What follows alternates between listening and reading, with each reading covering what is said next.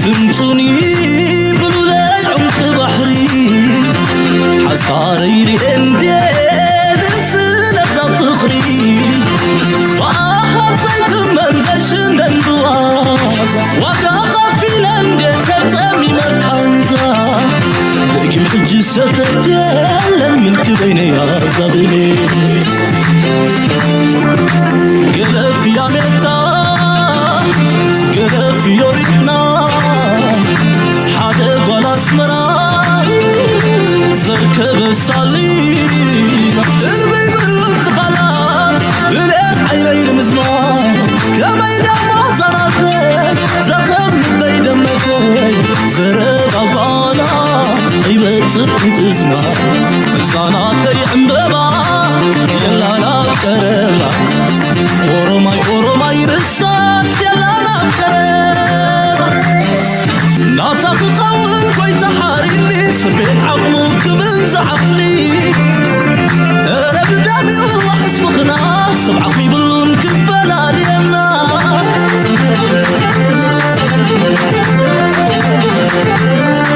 لسه ملايك بنتي زابد راويت جنتي بطوى بجخو كم صوت بلادي أفقراوي علمي ماني وربيو أبكرني ستاح مبارك المئة دفعي بالكندا زحر الله تموت كم أملا كم تأملا نسعيا والولا نسعيا والولا نسعيا والولا نسعيا والولا سلام تخطاتلتنا إذا channel كما يتخونوا تبوك تكونوا ناي ووترو تمنيتنان بحقنانيو كم ووترو لو موين نخلو كرنانا علم زلو فتشنا أقداسنا زلو زيناتاتن مسوز خيط تنتنان حيزنا لكم قريبنا لنا كساب موداتا مسانا كتكتلون لايكنا قبركم كومنت الناس حافكم ريتوهم نهابكم شيرنا قبركم كم دما سبسكرايب تجيركم دما نحطكم تموترو نتقبروا لنا دقف متبع عندما نمزقناكم كابير تراز مسا قال كابتي دس نابلن شيرز قبرو تحستو تاتالن لومي بو مطر كم دما قونو بوليتيكا ناي زوبانا نبيقصو خيد خل انتاي قبرالو انتاي بحلالو كله أقداس نزلوه زز تبحل ديكون أقداس نزلوه إذن لكم كنقربينا كساب موداتا بزوبانا بزوح كلوني لومي كساب موداتا امساي صنحنا بالكو مجمريا كنقرأكم من كريكم من اللي يزلخو what's going on أبتي foreign policy ناي أمريكا أنت عينت policy كلي خل نزبل زربا أقداسي قد يزبلكو because the foreign policy ناي أمريكا أنا عبيت الواقع قبرنا مخان ديزن الجرزلو we are going to focus on that first of all. Let's start here. Okay. Scores of senior diplomats are being shown the door at the State Department with forced resignations set for noon on Monday. This purge, directed by President-elect Donald Trump's team, signals his administration's break from انتايو زبحال زلو جو بايدن زمرحها مرحنتنا وايت هاوس بورصات ارنفا نبرتات ارنفا اقحوتت ارنفو كله ببوتو كحز جمير له هذا كابتي دونالد ترامب بوليسنا دونالد ترامب كغيرو زغلي زبحال زلو تسبيت زقبرلو دما ستيت ديبارتمنت يو حجي ابزي بزح نغير يزبحال زلو بفلاي بروباغندا ناي ابي كمون اب زبانا دونالد ترامب انصار ايرترا كيديو ريجيم تشينج قصل يغلنا بليم زارب زلو ابزيا ግን ካብ መጀመርያ ከነጽረልኩም ዘሊ ኣብ ድሕሪት ብሰፊሑ ክዛረበሉ ካብ ናይ ጆ ባይደን ዝኸፍእ ፖሊሲ ኣብ ልዕሊ ኤርትራ ክኽተል ኣይክእልኒ let's start here መጀመርያ በዚያ ንጀምር ጆ ባይደን ንሱ ይኮነን ዘመሓድር ነይሩ እቲ ብድሕሪ መጋረጃ ዘሎ መንግስቲ እቲ ብድሕሪ መጋረጃ ዘሎ መንግስቲ ካብ 40ታት ካብ 50ታት ጀሚሩ ኩሉ ግዜ ንጥፍኣት ናይ ኤርትራ ዝሰርሕ ዝነበረ እዩ ስለዚ ናይ ዶናልድ ትራምፕ ፖሊሲ worst case scenario تزخف بوليسي ناتو نيرترا كخفا كلني ابزياك نتسامع عن كلالنا تيبورنا قدي كمص ولا نودحت نودي مس كمص ولا نخلهم ديو حابزنا جو بايدن زخف بوليسي كلو يكلني انا ناتي جمجامي زبلكم زلو he cannot بزخون يخو ملكعي كابزنا جو بايدن زنبرو بوليسي اوباما سقطله بوليسي كاو زخف كلو يكلني سلامتاي مستي جو دونالد ترامب كغبرس دل زلا بامريكا سلازي كاين كندوز اكل جنزب اب فورين انترفيرنس ايدو كوتي كونن سلازي نيرترا regardless yes نتي كون زخونه صبوق كوغدلو زخلو قال نغرات كبالاشو زخلو كمصي يخلو خونيم كابنا جو بايدن زخف ابيرترا خمصا يكل زي بعبي كنغركم كلو هي ابيرترا انت خونه درو ابتي ستيت ديبارتمنت بمسرته لو تخبر مخاني زنجر زلو اتي كغبروز دلي زلو دما دونالد ترامب نابنت بقليلو سنتنا امريكا بايتون امريكا هاوس كونغريشنال هاوس بلوت هاوس اوف ريبريزنتاتيفز بحالالو تي كابيتول هيل زلو كالو دما سند بحالالو كلتا بايتلو كلتيوم بحادو خوينو اب حصير غزي تيك توك زبحال اب امريكا كتفوا وسينو نابنت ابزجي اتي اب تقدامي معلت غبروز دل زلو منسمع more without being president than they've achieved in 4 years with being president. But just imagine all of the good things that we will accomplish together with 4 more years in the White House, and we're going to do a lot of things. You're going to see something tomorrow. You're going to see executive orders that are going to make you extremely happy. Lots of them. Lots of them. We have to set our country. እንታይ ዝብል ዘሎ ዶናልድ ትራምፕ ኣብ ቀዳማይ ሰዓታት ናይ ስልጣኑ ጥራይሲ ብዙሕ ፖሊሲታት ክሳብ ባይቶ ዝሕልፈሉ ገለ መለክት ጽበይ ኮነን ኤግዜኪቲቭ ኦርደር ዝብል ኣሎ ብፌርማናቱ ጥራይ ሓደሽቲ ሕግታት ከታታቱ ይኽእል እዩ ብዙሕ ነገራት ድማ ቀልጢፉ ኣብ ግብሪ ከም ዝኸውን ክገብር እዩ ኣብዚ ሕጂ እታ ዝበለፀት ኩነታት ናቶም ወላ እውን ነቲ ቀንዲ ኣድቨርሰሪ ናቶም ፀላኢናትና እዩ ዝብልዎ ዘሎ ቻይና ኣብ ልዕሊ እውን እንትኾነ ብሓይሊ ብእገዳ ጥራይ ዘይኮነስ ታክቲክ ክቕይሩ ከም ዘለዎም ክዘራረቡ ከለዉ ከርየኩም እየ እዚ ከዓ ምርጫ ኣይኮነን ግዴታ እዩ ኣሜሪካ كل تبحيلي بقدر خد تخل مسفتنته أبرشاي صراحة يلن بنصار بقوم تعالوا عالم كاب أمريكا يحدم كم زلوا يريولو بريكس بهالنا حيل غير له I'm gonna talk about it a little bit later سلازي everything تي up the playbook ناتهم زنبرة minister political advisor ناير تراز نبراتو يمانا جبراب tool box هلوم حنتي بكلاتهم نسأل أي خاب خميت قد تعتبر تصحيح هذا لا انتهي كم زتكم من فلتين هيلو ስለዚ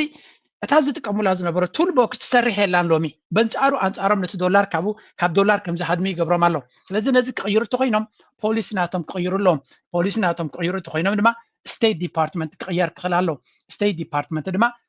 ብግዴታ ትራንስፎርሜሽን ከም ዘድልዮ ኣብዚ ክዛረቡ ከለዎ ክንሰሚና ናይቲ ስቴት ዲፓርትመንት ሓድሽ ኮይኑ ዝኣቱ ዘሎ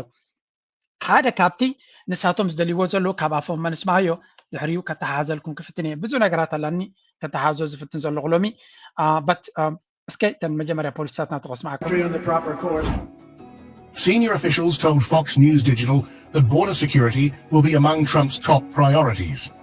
Key measures include declaring a national border emergency, reinstating the Remain in Mexico policy, constructing new border wall sections, and designating cartels. Orders. ሕጂ ዶብ ስደተኛታት ብዘይ ሕጋዊ ዝመፁ ኣብቲ ዓዲ ቀዳማይ ፎከስ ክቦም ከም ዝኾነን ንዓታቶም ንክሓርም ክጎይ ምዃኑን ንዑ ጠጠው ንምባል ኩሉ ዝከኣሉ ክገብር ምዃኑ ዊ ሃቭ ኖ ዲቤት የለን ኣብዚ እቲ ቀንዲ ዝድለ ዘሎ ናይዚ ኩሉ መበገሲ ስደተኛታት ዝጎዩ ዘለዉ ኸ ዶብ ብምዕፃው ጥራይ ክኸውን ወይስ ፖሊሲታት ክትቅይር ትኽእል ምክንያቱ ሰብ ንምንታይ ይሃድሙ ኣለዉ ናብ ሕጂ ብጌጋይ ንረዳእ ዶናልድ ትራምፕ መልኣኽ ካብ ሰማይ ዝነጠበዩ ፖሊሲ ናይ ኣሜሪካ ካብ ጫፍ ንጫፍ ክቅይሮ እዩ ኖ ኣብ ቬኔዙዌላ ፎር ኤግዛምፕል እገዳ ክቕፅል እዩ ናተይ መረዳእታ እዩ ኩባ ለንቀነ ጆ ባይደን ኣብታ ናይ መወዳእታ ሰዓቱ ገለ ክፋል ናይቲ ስፖንሰር ኦፍ ቴሮር ዝብል ቅፅል ዝነበረ ኣብ ልዕልያ ንዑ ኣልየዩ ኣለኹ ብላ ኣሎ ዶናልድ ትራምፕ ምስ መፀ ድማ ብፍላይ እቲ ሚኒስትሪ ጉዳያት ወፃኢ ናቱ ማርኮ ሩቢዮ መበቆሉ ካብኦም ድዩ ምሶም ርክብ ዘለዎ ካብቶም ላቲን ሱር ዘለዎ እዩ ክመልሶ እዩ ንሱ ስለዚ ኣብተን ታርጌት ዝገበርዎን ሃገራት ክቕፅል እዩ ተሓይሊ ናቶም ኤርትራ ኣበይ ናይ ካቴጎሪ ናቶም ትኸውን ንዝብል ጥራይ እዩ ኤርትራ ኣንጻር ኤርትራ ፍሉይ ሓይሊ ሕማቕ ፖሊሲ ንክኽተል ዶናልድ ትራምፕ እንታይ ረብሓ ኣለዎ just from all point of view ኣብቲ ናቱ ናይ ኣሜሪካ ክትሪኦ ከለኻ እንታይ ረብሓ ኣለዎ ናብ ኤርትራ ፍሉይ ኣሉታዊ ፖሊሲ ክኽተል መንጻሩ ፅቡቕ ፖሊሲ ንክኽተል ብዙሕ በነፊት ኣለዎ ናይ ሕቱ ጉዳይ ኣሎ ብዓብዩ ልዕሊ ኩሉ ድማ ምስ ኤርትራ ተኸራኺብካ ዝመፅእ ለውጢ የለን ነቲ ረብሓ ናቶም ድማ ኣብቲ ዞባቲ ብዙሕ ፅልዋ ሃገራት ናብ ራሽያ ናብ ቻይና ይኸዳ ኣለዋ ኣብ ኣፍሪካ ስለዚ መጠን ብዙሕ ፑሽ ዝገበርካሎ ኣይኮነን ከም በዓል ኤርትራ ንነዊሕ ዓመታት ኣብ ብክልተ እግረን ደው ኢለን ብኩሉ መንገዲ ከተውድቖም ዘይከኣልካ እቶም ትማል ብዕልዋ ስልጣን ዝሓዙ በዓል ኒጀር ቡርኪና ፋሶ ማሊ እውን እንተኾነ ኣማራፂ ረኺቦም ኣብ ፑቲን ከይዶም ንኣሜሪካ ማእከላይ ፅፍሮም የውፅኡላ ኣለዉ ስለዚ if that is the case ንሳቶም ፖሊሲ ናቶም ንክቕይሩ ተገዲዶም እዩ ኣንጻር ኤርትራ እቲ ስታቱስኮ ዝነበረ ወይ እውን ሬጂም ቸንጅ ዶ ጀን ዕፍሪት ዶ ንክብሉ ዘገድዶም ምክንያት ኣይክሉን እዩ ልዕሊኡ ድማ ኤርትራ ኣብቲ ኣፍሪካ ዝበሃል ቀዳመይቲ ንኣሜሪካ ተገድስ ሃገር መን እያ? ቀዳመይቲ እየ ዝብለኩም ዘሎ ግብፂ እያ። ብኩል ኮንቲነንት ናይ ኣፍሪካ ናምበር ዋን ኣገዳሲ ብስትራቴጂ ክንዛረብ ከለና ቁፅሪ ሓደ ግብፂ እያ። ኤርትራ ድማ ምሳብ ቁፅሪ ሓደ ዝበለፀ ድምፂ ርክብ ኣለዋ። እቲ ርክብ እቲ ድማ ኤርትራ ለሚናቶ ይኩን ግብፂ ንኤርትራ ስለ ትደልያ ዘላ። ስለዚ ኤርትራ ምስቲ ቀንዲ ቁፅሪ ሓደ ናይ ኣሜሪካ ኣላያንስ ዝኾነ ሒዛ ኣላ። እዚ ፅቡቅ እዚ እዩ። ግን ብግምጣሉ ክመፅእ ዝኽእል ነገራት ድማ ኣሎ። ሕጂ ለትሲ መን ክስጓጉ ይኽእል ንኣብነት ገለ ካብቲ ብድሕሪ መጋረጃ ዘለዎ ዝብልዎ ዘለዉ the Undersecretary for Management, and Jeff Pyatt, the Assistant Secretary for Energy Resources, both of whom have long tenures in the Foreign Service, according to officials familiar with the matter. These exits, first reported by the Washington Post, demonstrate Trump's intent to reshape US foreign policy and the diplomatic establishment ahead of his inauguration. Trump's team has made clear that ኣብቲ ብድሕሪ መጋረጃ ዘመሓድሩ ንዓመታት ኣብ ስቴት ዲፓርትመንት ዝሰርሑ ዝነበሩ ንዓታቶም ክራክዳውን ንዓታቶም ክሰብር እንተጀሚሩ እቶም ሓደሽቲ ዝመፁ ናይ ባዕለ ኤርትራ ጉዳይ ናተይ ገምጋም እየ ዝብለኩም ካብቲ ዝኸፈ ብፍፁም ካብቲ ዝነበረ ክኸፍአና ኣይክእልኒ ክሕሸና ጥራዩ ዝኽእል ኣምላኽ ድማ ይተሓወሶ መባል የድሊ። ስለዚ ናይ ዶናልድ ትራምፕ ምምፃእ ኤርትራ ፍሬሽ ስታርት ኢላ ምስቲ ኩሉ ፀገማ ዌልካም ሚስተር ፕሬዚደንት we are ready to engage with you ምሳኻ ዲስካሽን ክንገብር ክንሰርሕ ድልዋት ኢና ኢሎም ኣለዉ። ብድሕሪ መጋረጃ ድማ ምስ ግብፂ ኢንተንሲቭ ዝኾነ ዲፕሎማቲክ ስራሕ ይሰርሑ ኣለዉ። and all this if ዶናልድ ትራምፕ ፖሊሲ ደረጃ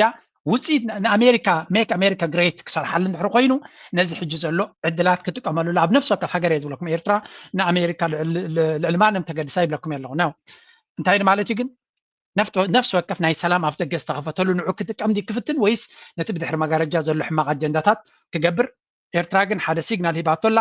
ብዲፕሎማስያዊ መንገዲ ድማ ተዳልያላ ነቲ ዕድል ክጥቀመሉ። ስለዚ ትተርፍ መድረክ ንካልኦት ንገድፎ እዚ ብፍላይ ወላ ምስ ቻይና እቶም ሪፐብሊካ እንታይ ኢሎም ነይሮም ኣብ ስምዑ እዚኣ ስምዑ ወዛ ኮንቨርሴሽን congratulations on your nomination. One of the questions that I've asked over time to secretaries of state as well as ambassadors and others from the State Department is, can you name for me instances where sanctions have changed behavior for the better? I'm not going to ask you that question now. I'm going to wait till you come back to ask you. There's a ንዝኾነ ይኹን ናብ ፎሬን ኦፊስ ዝኸይድ ዘሎ ናብ ስቴት ዲፓርትመንት ንዝኸይድ ዘሎ እዚ ትሪእዎ ዘለኹም ራም ፖሊ ዝበሃል ሓደ ሰኔተር ናይ ኣሜሪካ እዩ። ርእሲ ዘለዎ እዩ። ሶሪ እቶም ካልኦት ርእሲ ኩሉ ሰብ እንዲ ዘለዎ ግን ኣብ ውሽጡ ቁርብትለይ ፍልጠት ዘለዎ ጥራይ ዘይኮነስ 100% ድማ መጋበርያ ዘይከውን ማለት እዩ። ነኖ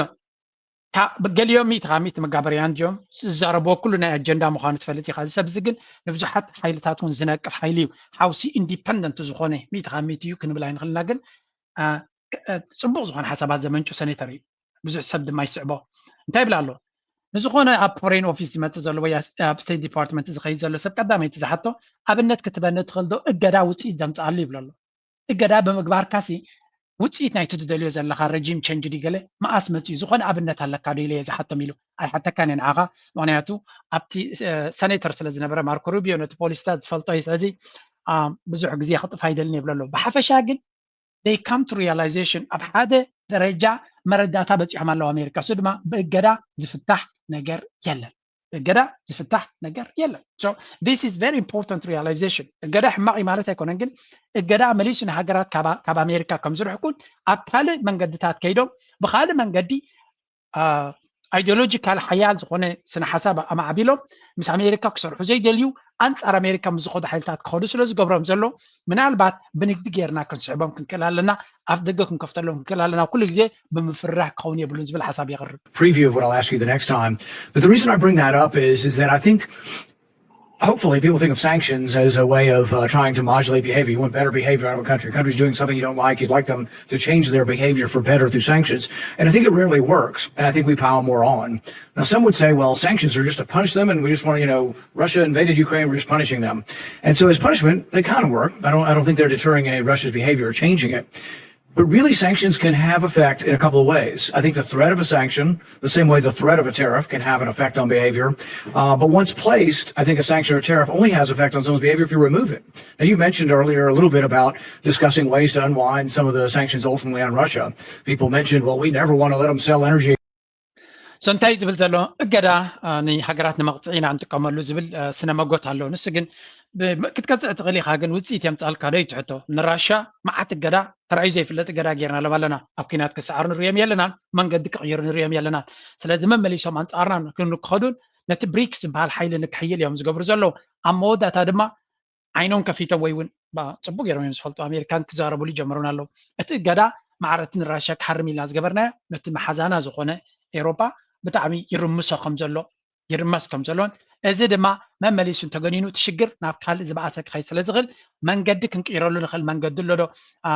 ብእገዳ ጥራይ ድዩ ኩሉ ብእገዳን ብባእስን ጥራይ ድዩ ክኸውን ዘሎ ወይስ ብንግዲ ንሓደ ንኣብነት ናብ ኤርትራ ከይድካ ንቻይና እዩ ዝብል ኣከንዲ በዚ ክንዓፅወኩም ኢና ትብሎምሲ ነዚ ነገራት እዚ እንተስተኻኺልኩምሲ ምሳኹም ነዚ ንግዲ ኣብዚ ዘሎ ነገራት ክንከፍቶ ኢና ኣብዚ ክነግድ ንኽእል ኢና ኢልካ ሓደሽቲ ሓሳባት ኣወንታዊ ሓሳባት ከክነምንጩ ኣይንኽእልን ኢና ኩሉ ግዜ ድዩ ብምፍርራሕ ክኸውን እናበለይ ሓሳብ ዘቕርብ ኣይሆፕ ተሰማዕነት ክረክብ ሪፐብሊካን ስለ ዝኾነ በዓል ዶናልድ ትራምፕ ድማ ዝበለፀ ኣብዚ ኩናትን ዘይኩና ዕግርግርን ዘይኮነ ኣብ ሰላም ንኸተኩሩ ካብ ዝደፍኡ እዩ እዚ I think often the State Department loses its sight of its mission. Instead of being the Department of Diplomacy, which I think it's supposed to be, it becomes just an extension of the Department of War and Muscle, and we show how strong we are through the State Department. But really, when bellicose statements come from other parts of the government, I see the State Department as the one that shows up and tries to still have a conversation. In the past, I think... እቲ State Department ዝበሃል ድማ ናይ ኣሜሪካ ኣክንዲ መቐፀልታ ናይቲ ናይ ኩናት ዲፓርትመንት ኮይኑ ኩናትን ወረ ኩናትን ዘውሪ ናይ ዲፕሎማሲ ናይ ሰላምን ናይ ኢህምሂን ኮይኑ ስርሑ ገዲፉ ኣብ ካልእ እንዲኸይድ ዘሎ ተመሊሱ ናይ ሰላም ምንጪ ናይ ምርድዳእ ናይ ዘተ ምንጪ ክኸውን ይግብኦ ናበለይ ዝምክሮ ዘሎ ሕቶ ኣይኮነን ዝቦ ዘሎ ምኽሪ ዝቦ ዘሎ ግን ኣጋይን እቲ ዝመከር ዘሎ ሰብ ቀሊል ሰብ ኣይኮነን ንምንታይ እዮም ከምኡ ዝብሉ ዘለዉ እዚያስ ከስምዕዋ መንእሰያቶም ናበይ ገጾም ይኸዱ ኣለዉ እቲ ኩነታት ተቐይርዎም ኣሎ ኣብ ዝሓለፈ ዶናልድ ትራምፕ ፀረ ቲክቶክ እዩ ነይሩ ኣብዚ ሓለፈ ምርጫናቱ ግን ቲክቶክ ዓብ ታራ ተፃዊትሉ ሕጂ እንታይ ይኾኑ ኣለዉ ራይብዚ literally had the opposite effect. China and America have never been closer. Duolingo has seen a 216% spike in American users learning Mandarin and a 36% increase in US downloads as everyone flocks to RedNote. And that's impressive because you know how notorious English speakers are for not learning a second language. They've also started comparing their medical bills. And you could imagine ቲክቶክ ብምዕፃቦም ኣሜሪካ እንታይ እዮም ደልዮም ነይሮም ህዝቢ ኣሜሪካ ክልብም ኣንጻር ቻይና ንኽትንስእ ቻይና ዝኾነ ፅልዋ ህዝቦም ከይትህልዎም ኢሎም እዮም ቲክቶክ ዓፅዮሞ ጌስወት ብግምጣሉ ኮይኑ ተዓለ ኣይኮነን ነቲ ዝበልዎ ክሃርመሎም ሲ እቲ ህዝቢ መሊሱ ካብ ቲክቶክ ዝገደደ ሬድ ኖትስ ዝበሃል ኣፍ ናይ ቻይና record level now. I just want to tell you some discussions Americans are having right now. All of us agree and are astounded at how cheap and affordable your groceries, housing, and cars are. I have been watching you guys' grocery haul videos and it is blowing my mind. America could never. A lot of us also cannot up to night China red notes bahal app مسكدو he what night China ويان ክሳዕ ክንደይ ቀሊልን ጥዑምን ምዃኑ ተረዲዎም ከምዚኣ እዚኣ ተዛረበ ዘላ ቪድዮ ብዙሕ ቪድዮ ከምፃልኩም እየ ምክንያቱ ኣንጻር ኣሜሪካ ስለ ዝኾንካ ገለ ዝብሉኒ ሰባት ኣለዉ ኣምኖት ኣንጻር ኣሜሪካ ክንደይ ግዜ ክነግረኩም ኣንጻር ኣሜሪካ ወይ ምስ ኣሜሪካ ይኮንኩን ኣነ ኣብ ኤሮፓ እየ ዝነብር ኣብ ስዊስ እየ ዝነብር ኤርትራዊ እየ ድማ ምስ ኣሜሪካ ዘተሓዘኒ ፍቕሪ ወይ ይኹን ፅሊ የብለይ ባት ነቲ ሓቂ ኣነ ዝረኣየኒ ዘሎ ንዑ ክነግረ ዝፍትን ብዓይኒ ረብሓ ክሪኦ ከለዎ ግን ኣይንቨስት ኣብ ናይ ኣሜሪካ ስቶክ ማርኬት ኢንቨስት ዝገብር ስለዚ ምናልባት እቲ ብመልሓሱ ዝዛረብ ሓንቲ ዘይገብር ኣሜሪካ ዝገብረላ የብሉን ኣነ ኣትሊስት ካፒታል ናተይ ወላ ውሑድ ካፒታል ናተይ እውን ኣሜሪካ ኢንቨስት ዝገብሮ ዘሎ ሶ ዴር ቤነፊቲንግ ፍሮም ማይ ካፒታል ቱ ካብ ናይ ብዙሓት ካልኦት ዓለማት ድማ ሕጂ ንመለስ እንታይ ትብል ዘላ ቻይና ንህዝባ ብፕሮፓጋንዳ ኣፅጊባቶም ዘላ ኢላ ኣሜሪካ ንዓለም ትእምን ዘላ መንእሰያትና ድማ ፕሮፓጋንዳ ናቶም ክምርዎም እዮም ኖ ቻይና ንህዝባ ሪያሊቲ ኣትነግሮም ዘላ ሰብ ዝቤዙ ይርኢ ገዛ ክራዩ ይርኢ መኪና ክገዙ ከሎ ጉዕዞ ናቱ ሕክምና ናቱ ኩሉ ይዝርኢ ቻይናውያን ድማ ሂወቶም ቀሊል እዩ ዘሎ ከምዚ ናይ ኣሜሪካ ሶፊስቲኬትድ ትምህርቲ የብሎምን ዩኒቨርሲቲ ክትከይድ 30,000 ንሓደ ዓመት ትኸፍለሉ ምክንያት የብሎምን 600 እዮም ዝኸፍሉ ሕክምና ክኸዱ ከለዉ ኣሜሪካውያን ልቦም ጠፊዎም ኣሎ ምክንያቱ እቲ ክውንነት ኣብ ካልእ ዓለም ዘሎ ስለ ዘይፈልጥዎ they don't travel ከባቢ 70% ህዝቢ ኣሜሪካ ትራቨል ኣይገብርን ወይ ካብቲ ሃገር ኣይወፅን እዩ ዓቕሚ የፍቅደሉን እዩ ዓቕሚ እንተለዎ እውን እቲ ውሑድ ማለት እዩ እቲ ናይ ቬኬሽን ታይም ውሑድ እዩ ስለዚ ካብ ኮንቲነንት ኣሜሪካ ናብ ካልእ ፍላይ ክትገብር ክቡር እዩ ናይ ሆቴላቱ ግዜናቱ ክንድኡ ክእል ኣለካ ድዩ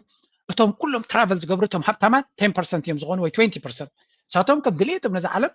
ይዘርዋ እዮም እቲ ዝበዝሐ ህዝቢ ግን كم عدل يبلون داس وايد ما زب أمريكا كلها هبتم زمسلوا بكال زلوا نو كم يكونون زب أمريكا زبسحة منابرناتو كبيديو أبي أوروبا كل تشفت تسرح وعود سبي خاطرك أبسويز نبر كل تشفت تسرح دبلاكا من البعض طرد زبالة سبتر خاطرك بتغلى في كنيو تاكس ناتو كبوري أبي أوروبا أب أمريكا جن دلوا ينقرها قبل شفت ده يسرح سبي لين ترى سب مالتي بيجاكاتي أب مانجر ليفل دي قلم تسرح السم نسبوا دمز اللهم أبتلع على وايد درجة أمريكا دمز كاب أوروبا نلعليو أب تحت درجة جن دمز ناتهم بتعمل حماقيو من أبرخا كبوري أمريكا زلهم جيجا وي حسود زارت له أرمني أنا قلنا برداتي حلف حليفهم نساتهم كاب أمريكان من سياتهم قد حنا حسيبهم تمن سياتناتهم جن حلف حليفهم أم تابع يحمل له يزبال زلوا سمعوا همزين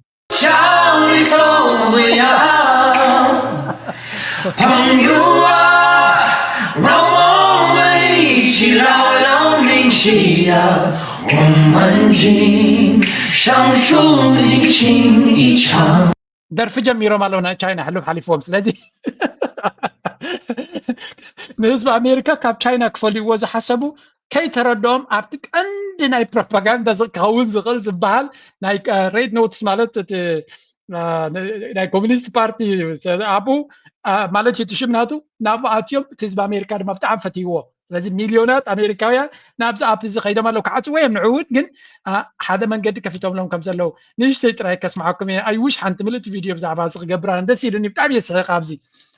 سمعوها ما بزخها. Hi, Jimmy. Good to be back with you.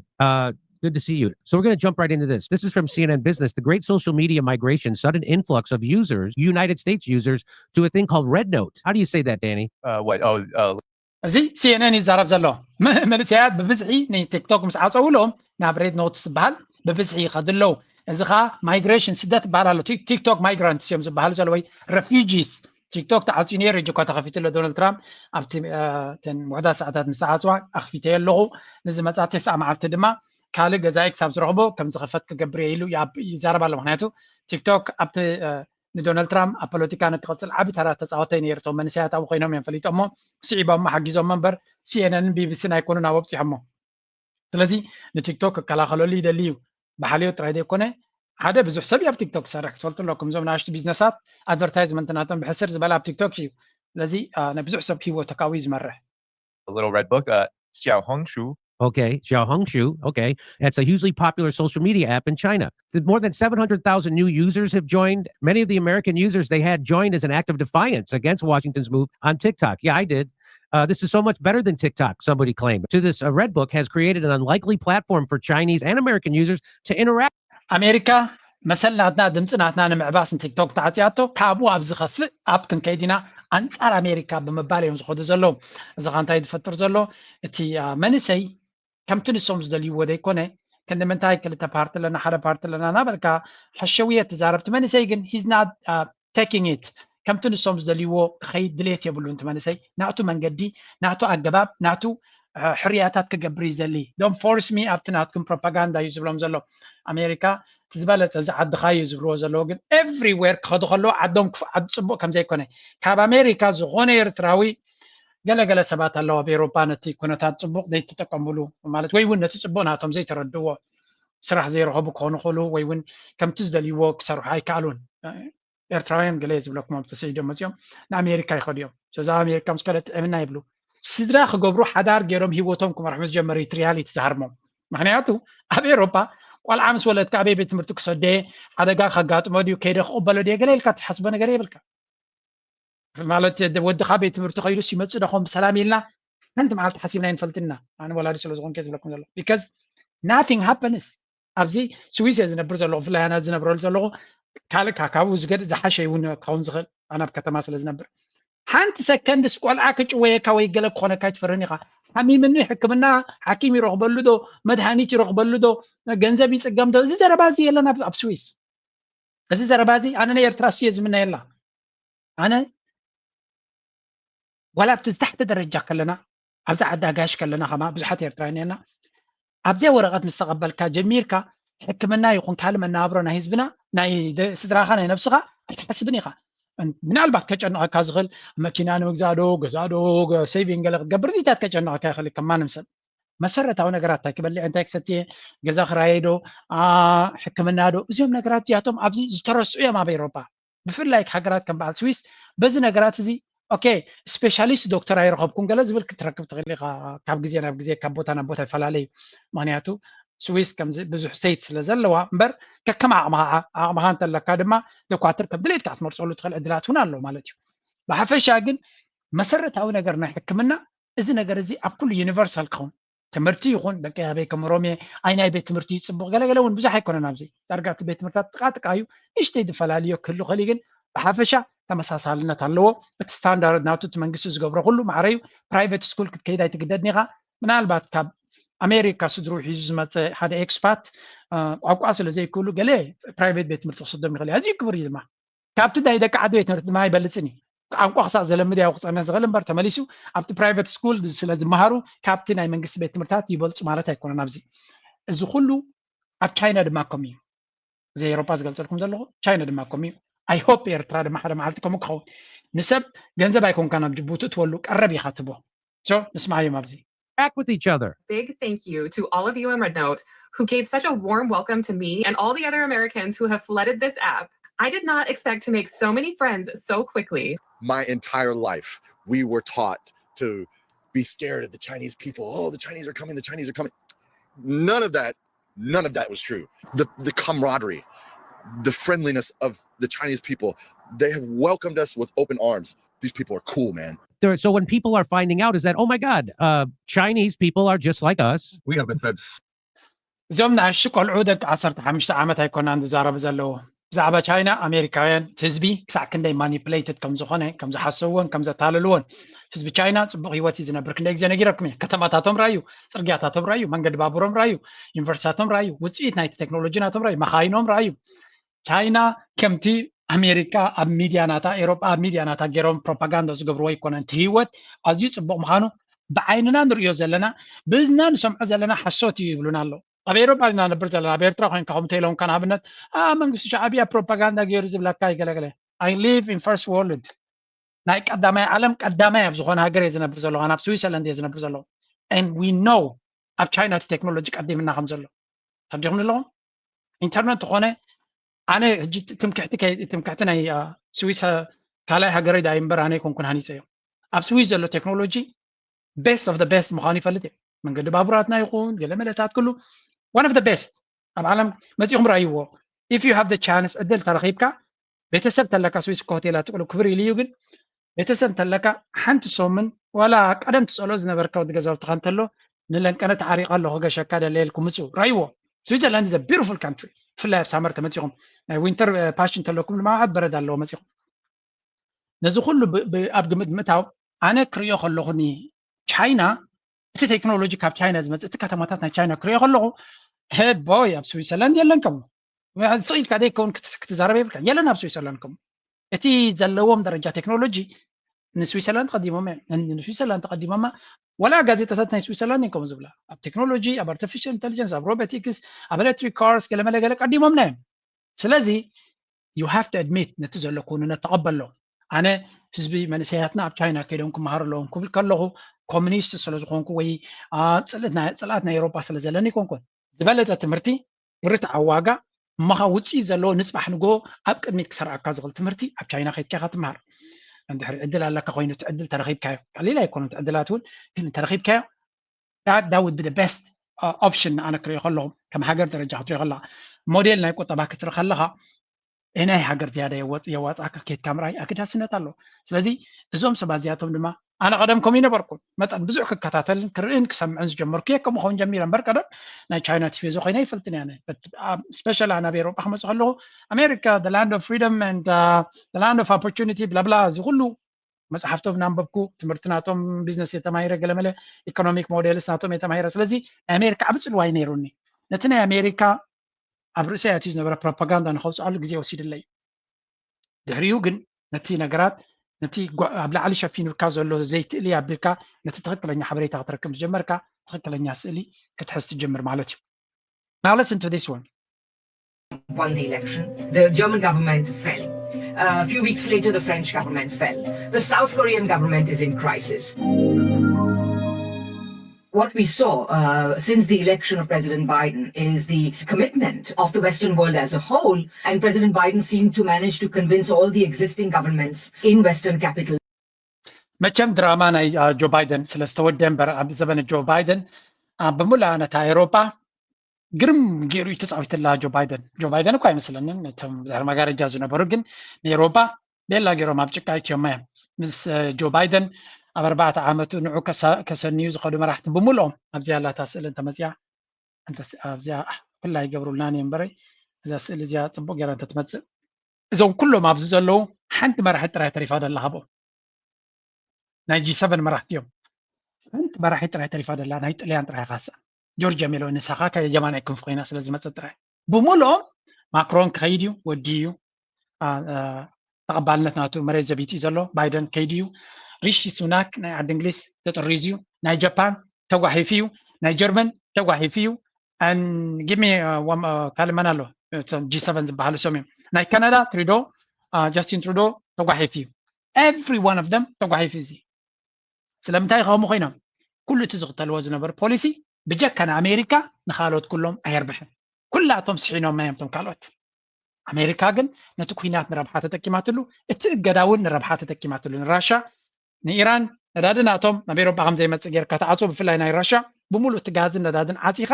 ብናትካ ነዳዲ ትሸጦ ውግእ ድማ ብርቱዕ ኩናት እዩ ብዙሕ ኣፅዋር የድልዮ ብምሉእ ኣፅዋርካ ድማ ብኽቡር 20% 30% ዋጋ ወሲኹ ይታፅዋር ንዑ ሂብካ ድማ ናይ ገንዘብ ናይ ኤሮፓ ብምሉእ ናባኻ ተምፆ ካምፓኒታት ናይ ኤሮፓ ናይ ነዳድን ናይ ጋዝን ሽግር ምስ ኣጋጠመን ድማ ናበይ ሃድማ ናብ ኣሜሪካ ሃድማ ቻይና ዝኸዳ ድማ ትእግደን ማለት እዩ ከምዚያ እናገበርካ ኣነ ቃሊለ ዝነግረኩም ዘለኹ ግን ልክዕ ከማ ገይሩ ንኩሎም ተፃዊትሎም ንሱ ስልጣን ኣይደሊ ነይሩ ነትዮም ካልኦት ግን ኩሎም ለኪሞም ካብ ስልጣኖም ተጓሒፎም ኣለዉ ኢቭን ንዓታቶም ዝትክኡ ዘለዉ ነቲ ቦታ ነተን ሃገራት ከትሕንወን ስለ ዘይክእሉ ዘለዉ ንሓዋሩ ፖለቲካዊ ዘይርቃት ከም ዝህሉ ገይሩሎም ኣሎ ንኤሮፓ ስለዚ እቲ ዕላማ ንኤሮፓ ኣዳኺምካ ንኤሮፓ ንራሻን ብሓደ ኣዳኺምካ ድሕሪኡ ሓደ ፀላይ ተርፈካ ቻይና ዝበሃል እዩ ክልተ እዚኦም ድሕሪ ተዳኺሞምልካ እውን ወላ ንኣሜሪካ ይጉዳእ እያ ክልተ እዚኦም ተተዳኺሞምልካ ንቻይና በይኑ ንክትሃርመውን ቀሊል እዩ ዝብል ካልኩሌሽን እዩ ካልኩሌሽን ናይ ኣሜሪካ ዝብለኩም ዘሎ ሰርሒ ድማ ስለዚ ምክንያቱ ኤሮፓ ክደክም ከሎ ቻይና ብንግዲ ዝነብር ቁጠባ እንተኮይኑ ንኤሮፓ ምድኻም ማለት ኤክስፖርት ናይ ቻይና ከም ዝደክም ክትገብር ኢኻ ማለት እዩ ንራሻ እንተዳኺምካዮ ከምኡ ንቻይና ኣብቲ ንግዲ ከም ዳኸም ትገብሮ ኩሉ እዚ ካልኩሌሽንስ ሰሪሕሎም ኣሎ ሚእቲ ካብ ሚእቲ እቲ ዕላሞም ክሃርሙ ሕጂ ንቻይና ከውድቑ ክእሉ ኣለዉ እምበር እቲ ካልእ ኩሉ ራሻ ተዳኺማ ክብለኩም ከለኹ ሓይላ ኣላ ግን ብቁጠባ ወላ ትቁጠቦም ይዓብሎ ንበሎ ኣብ ቴክኖሎጂ ኣብ ገለ ኣብ ብዙሕ ሰለስተ ዓመት ድሕሪት ኣትሪፎሞም ኣለዉ ሌቴስት ቴክኖሎጂ ከምዘይጥቀሙ ገይሮሞም ኣለዉ ሌቴስት ዲልስ ኣብ ናይ ካልእ ከምዘይረኽቡ ገይሮሞም ኣለዉ ስለዚ ናይ 3 ዓመት ስርቂ ኣብቲ ቴክኖሎጂ ሴክተር ኣብቲ ቁጠባ ሴክተር ገይሮም ኣሎ ወላ እኳ እቲ ቁጠባ ይንቀሳቐስ ተሎ ግን ስምብራት ናቱ ቀሊል ክኸውን ኣይኮነን ሌቴስት ቴክኖሎጂ ኣብ ኩሉ ዓውዲ ናቶም ኣለዎም ዲ ግን ምሉእ ብምሉእ ብነፍሱ ዝመሓደር ኣሎ ዝበሃል ምናልባት ቻይና ይክእል ዝኽእል ንባዕሉ ቻይና እውን ብዙሕ ስፔር ፓርቲ ካብ ካልእ ወስድ እዩ ብፍላይ ቴክኖሎጂ ማለት እዩ ኩሉ እዚ ዝበሃል ዘሎ እቲ ገይብ ከመይ ጌርካ ነተን ፀላእትኻ ጥኢት ከይተኮስካ ተዳኽሞም ንገሊኦም ብጥኢት ነቶም ካልኦት ግን ብዘይ ጥኢት ማለት እዩ convince all the existing governments in Western capitals to follow his lead in targeting Russia, China, etc. In fact, doing so even more than Trump had done, doing so with greater vigor, greater commitment than Trump had done. He started a war with Russia. I think it was definitely a provoked intervention, provoked war, if nothing else. And of course, with China, he constantly ratcheted up the tension. Whole series of things, the small yard, high wall, export restrictions, the balloon incident, the repeated provocations over Taiwan. So this was the strategy on which President Biden seemed to set the Western world. However, that strategy was upset in two ways. Firstly, voters domestically gave their verdict and they were not in favor of this.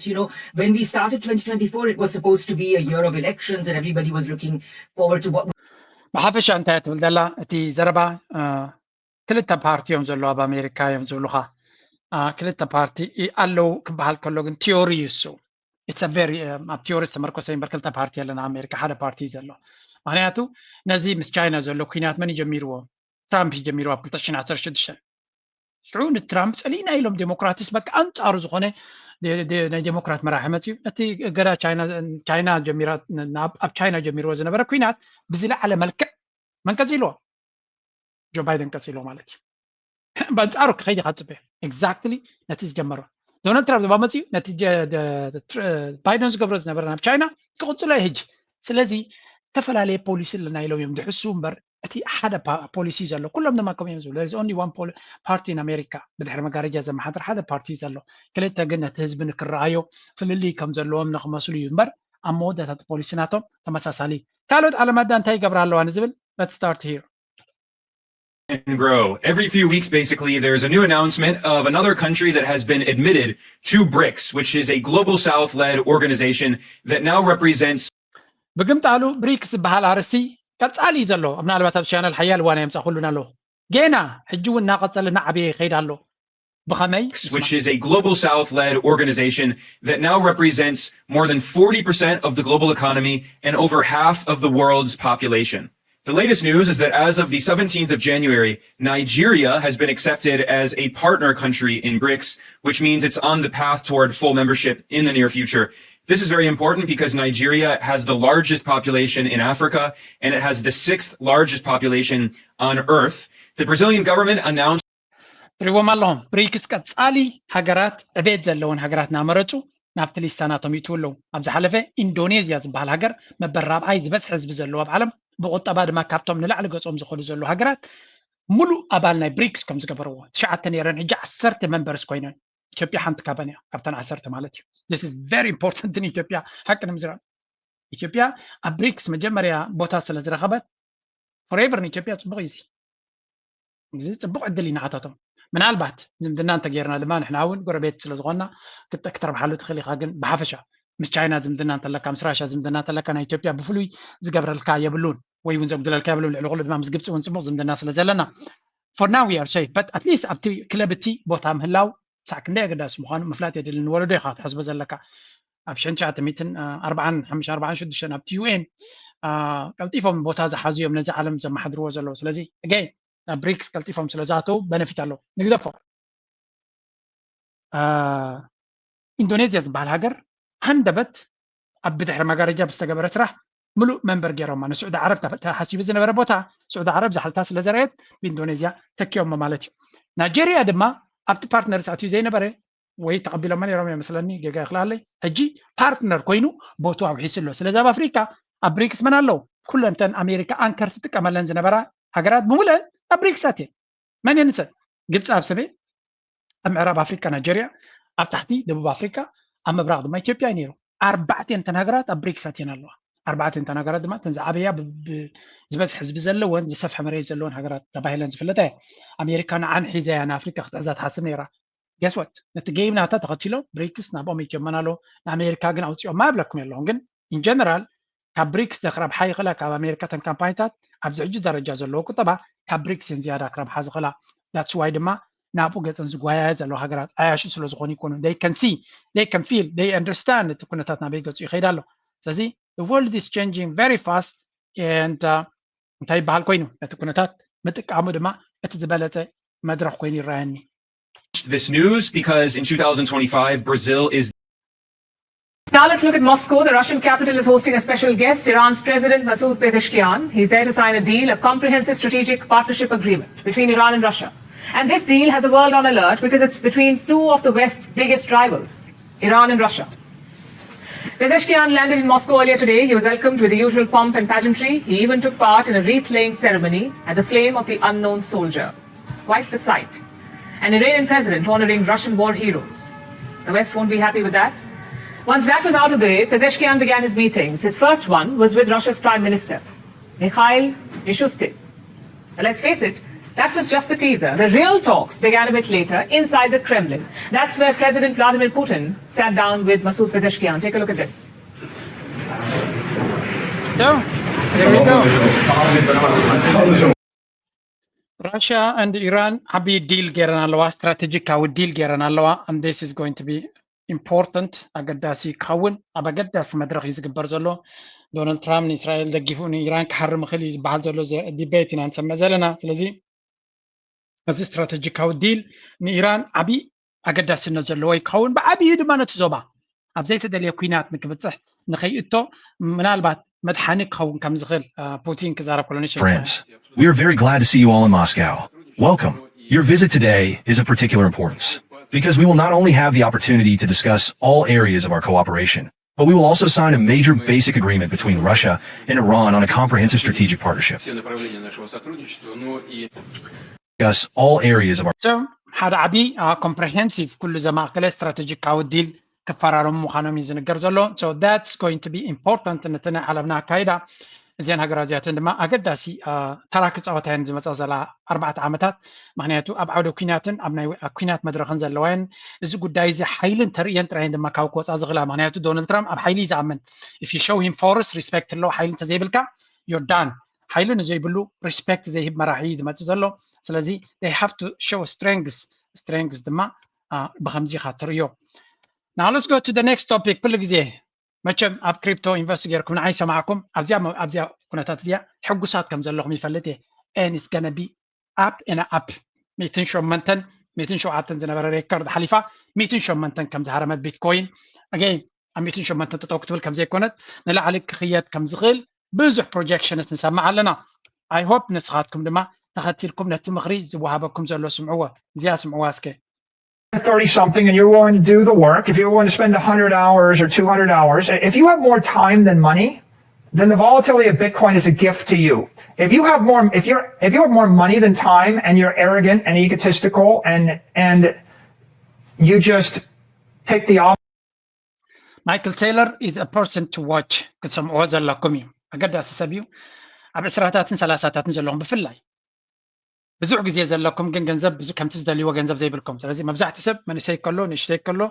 እንታይ እዩ ግዜ ኣለዎ ገንዘብ ግን የብሉ ግዜ ስለ ዘለካ ቮላቲሊቲ ናይ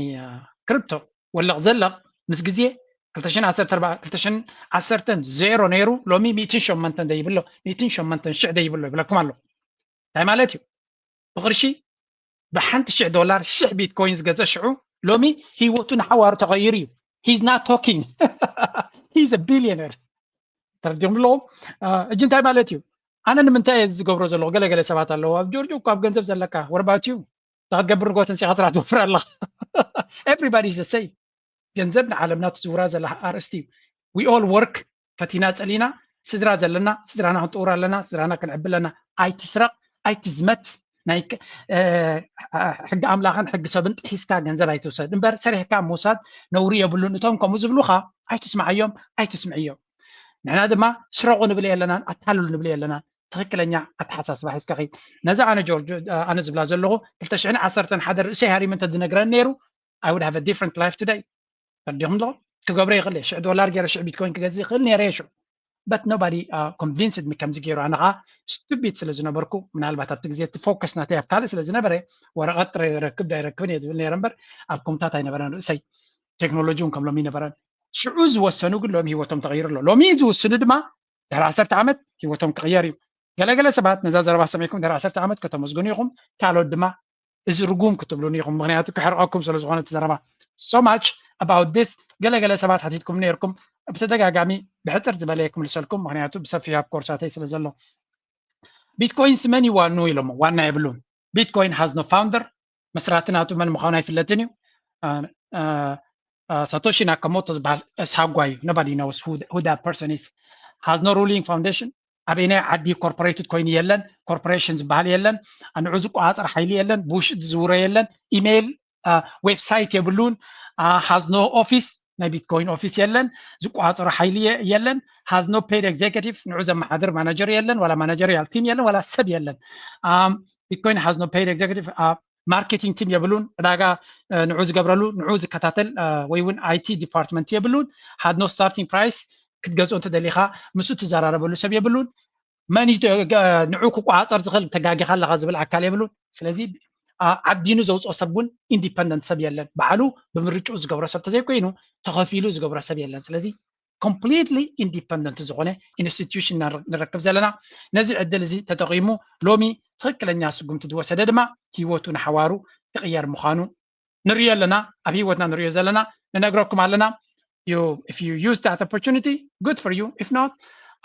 ኣነ ንዓይ ስራሐይ ምንጋር ጥራያ እታ ምንጋር ድማ ብዝከኣለኒ ብዝበለፀ መንገዲ ክነግር እየ ክፍትን ካብ ሓሊፈ ዝገብረ የለን ኣብ ካልእ ኣርእስ ዜናታት ክሰግድ Now, Kenya has solidified its position as the leading recipient of diaspora remittances in East Africa. That is according to a World Bank report, which basically highlights the increasing significance of remittances as a financial lifeline for low and middle income countries. Now, as CGTN's Nick Mujima reports, over the past decade, remittances have outpaced foreign direct investments in the region. Money sent home by Kenyans living abroad. سمعوا لهم ريميتنس مالت حوالا ገንዘብ ኣብ ደገ ዘሎ ስድራ ቤታት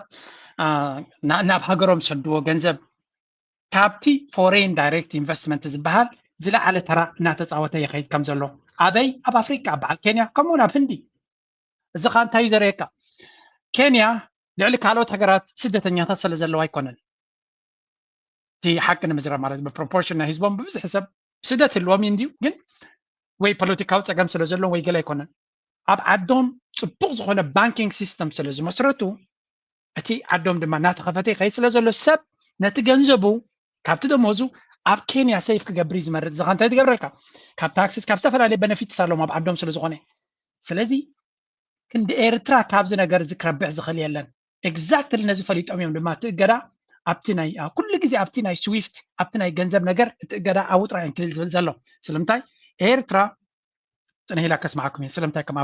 ከም ዘሎ ብዛዕባ እዚኣ ዝተዘረበ ዘረባ ስለ ዘሎ የምፅየ ዘለዎ ግን እዚ ጉዳይ እዚ ኣብ ደገ ዘሎ ህዝብና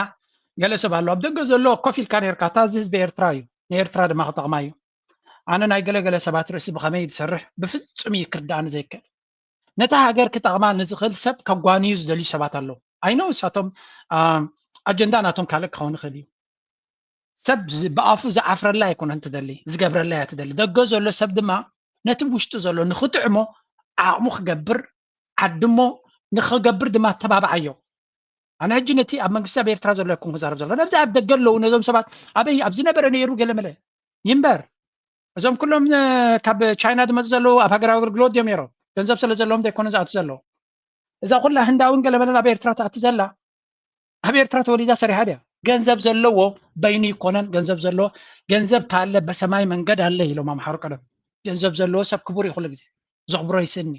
if you don't respect him he will get respect somewhere else ንስኻዳ ነብስኻዳ ሕለየላ እምበር ገንዘብ ዘለዎ okay give me a second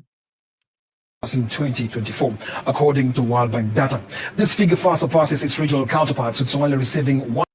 So Kenya, $4.8 billion. $1 billion. This is a lot of money. من حد هاجر مالتيو أكيد درس جنزبيو and I do think إيرتراوية نفس درانا نشدو زلنا جنزب بكم عينة statistics سلزي جمعت زلنبر قليل يكونوا كبليونات كبس أخلي زبل جم كايبلين I don't know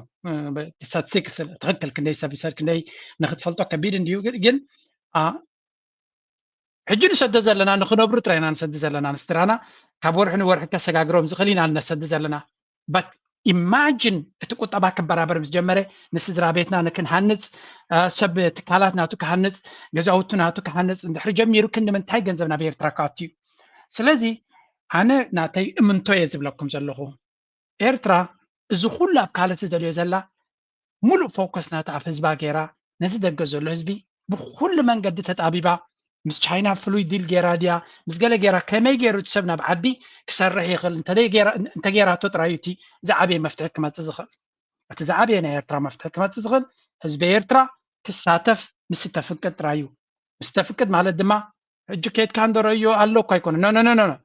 ላይክ ኤቭሪባዲ ኣብ ገዛ ቡና ሰተየ ዝዛረበሉ ሱ ክኸውን ክኽእል ኣሎ መዛረ መስተይ ቡና ርእሲ እንታይ ክኸውን ኣሎ ክስተኮ ከምዚ ገይሩ ክስተኮ ኣብ ከምዚ ነበረ ገዛውት እኮ መሬት ገዝዩ ይሰርሕ ኣሎ ኣብ ጋሽ ባርካ ከይዱ እኮ ጀራዲን ይገብር ኣሎ ኣብ ከባቢ ከርከበት ገርሰት ከይዱ እኮ ከምዚ ይገብር ኣሎ እዚ ዘረባ እዚ መስተይ ቡና ኤርትራውያን ኣብ ደገ ዘሎ ምስ ኮነ እዩ ኤርትራ እቲ ዝበለፀ ምዕባለ ናታ ክመፅእ ኣብ ኣንጎላ ዘሎ ኣብ ገለ ዘሎ ሓፍ ኢሉ ትካላቱ ገዲፎ ክመፅእ ኣይብልኒ ነዊሕ ሰረ ስለ ዘለዎ ፅቡቅ እውን ኣብ ኣፍሪካ ደረጃ ክትዋሳእ ኣብ ካልእ ዓለም ምውሳእ ኣነ ይፀልኦን እየ ጽبوي يسو معناته اكسبورت كتجبر تخين كما جبر بيس كله كله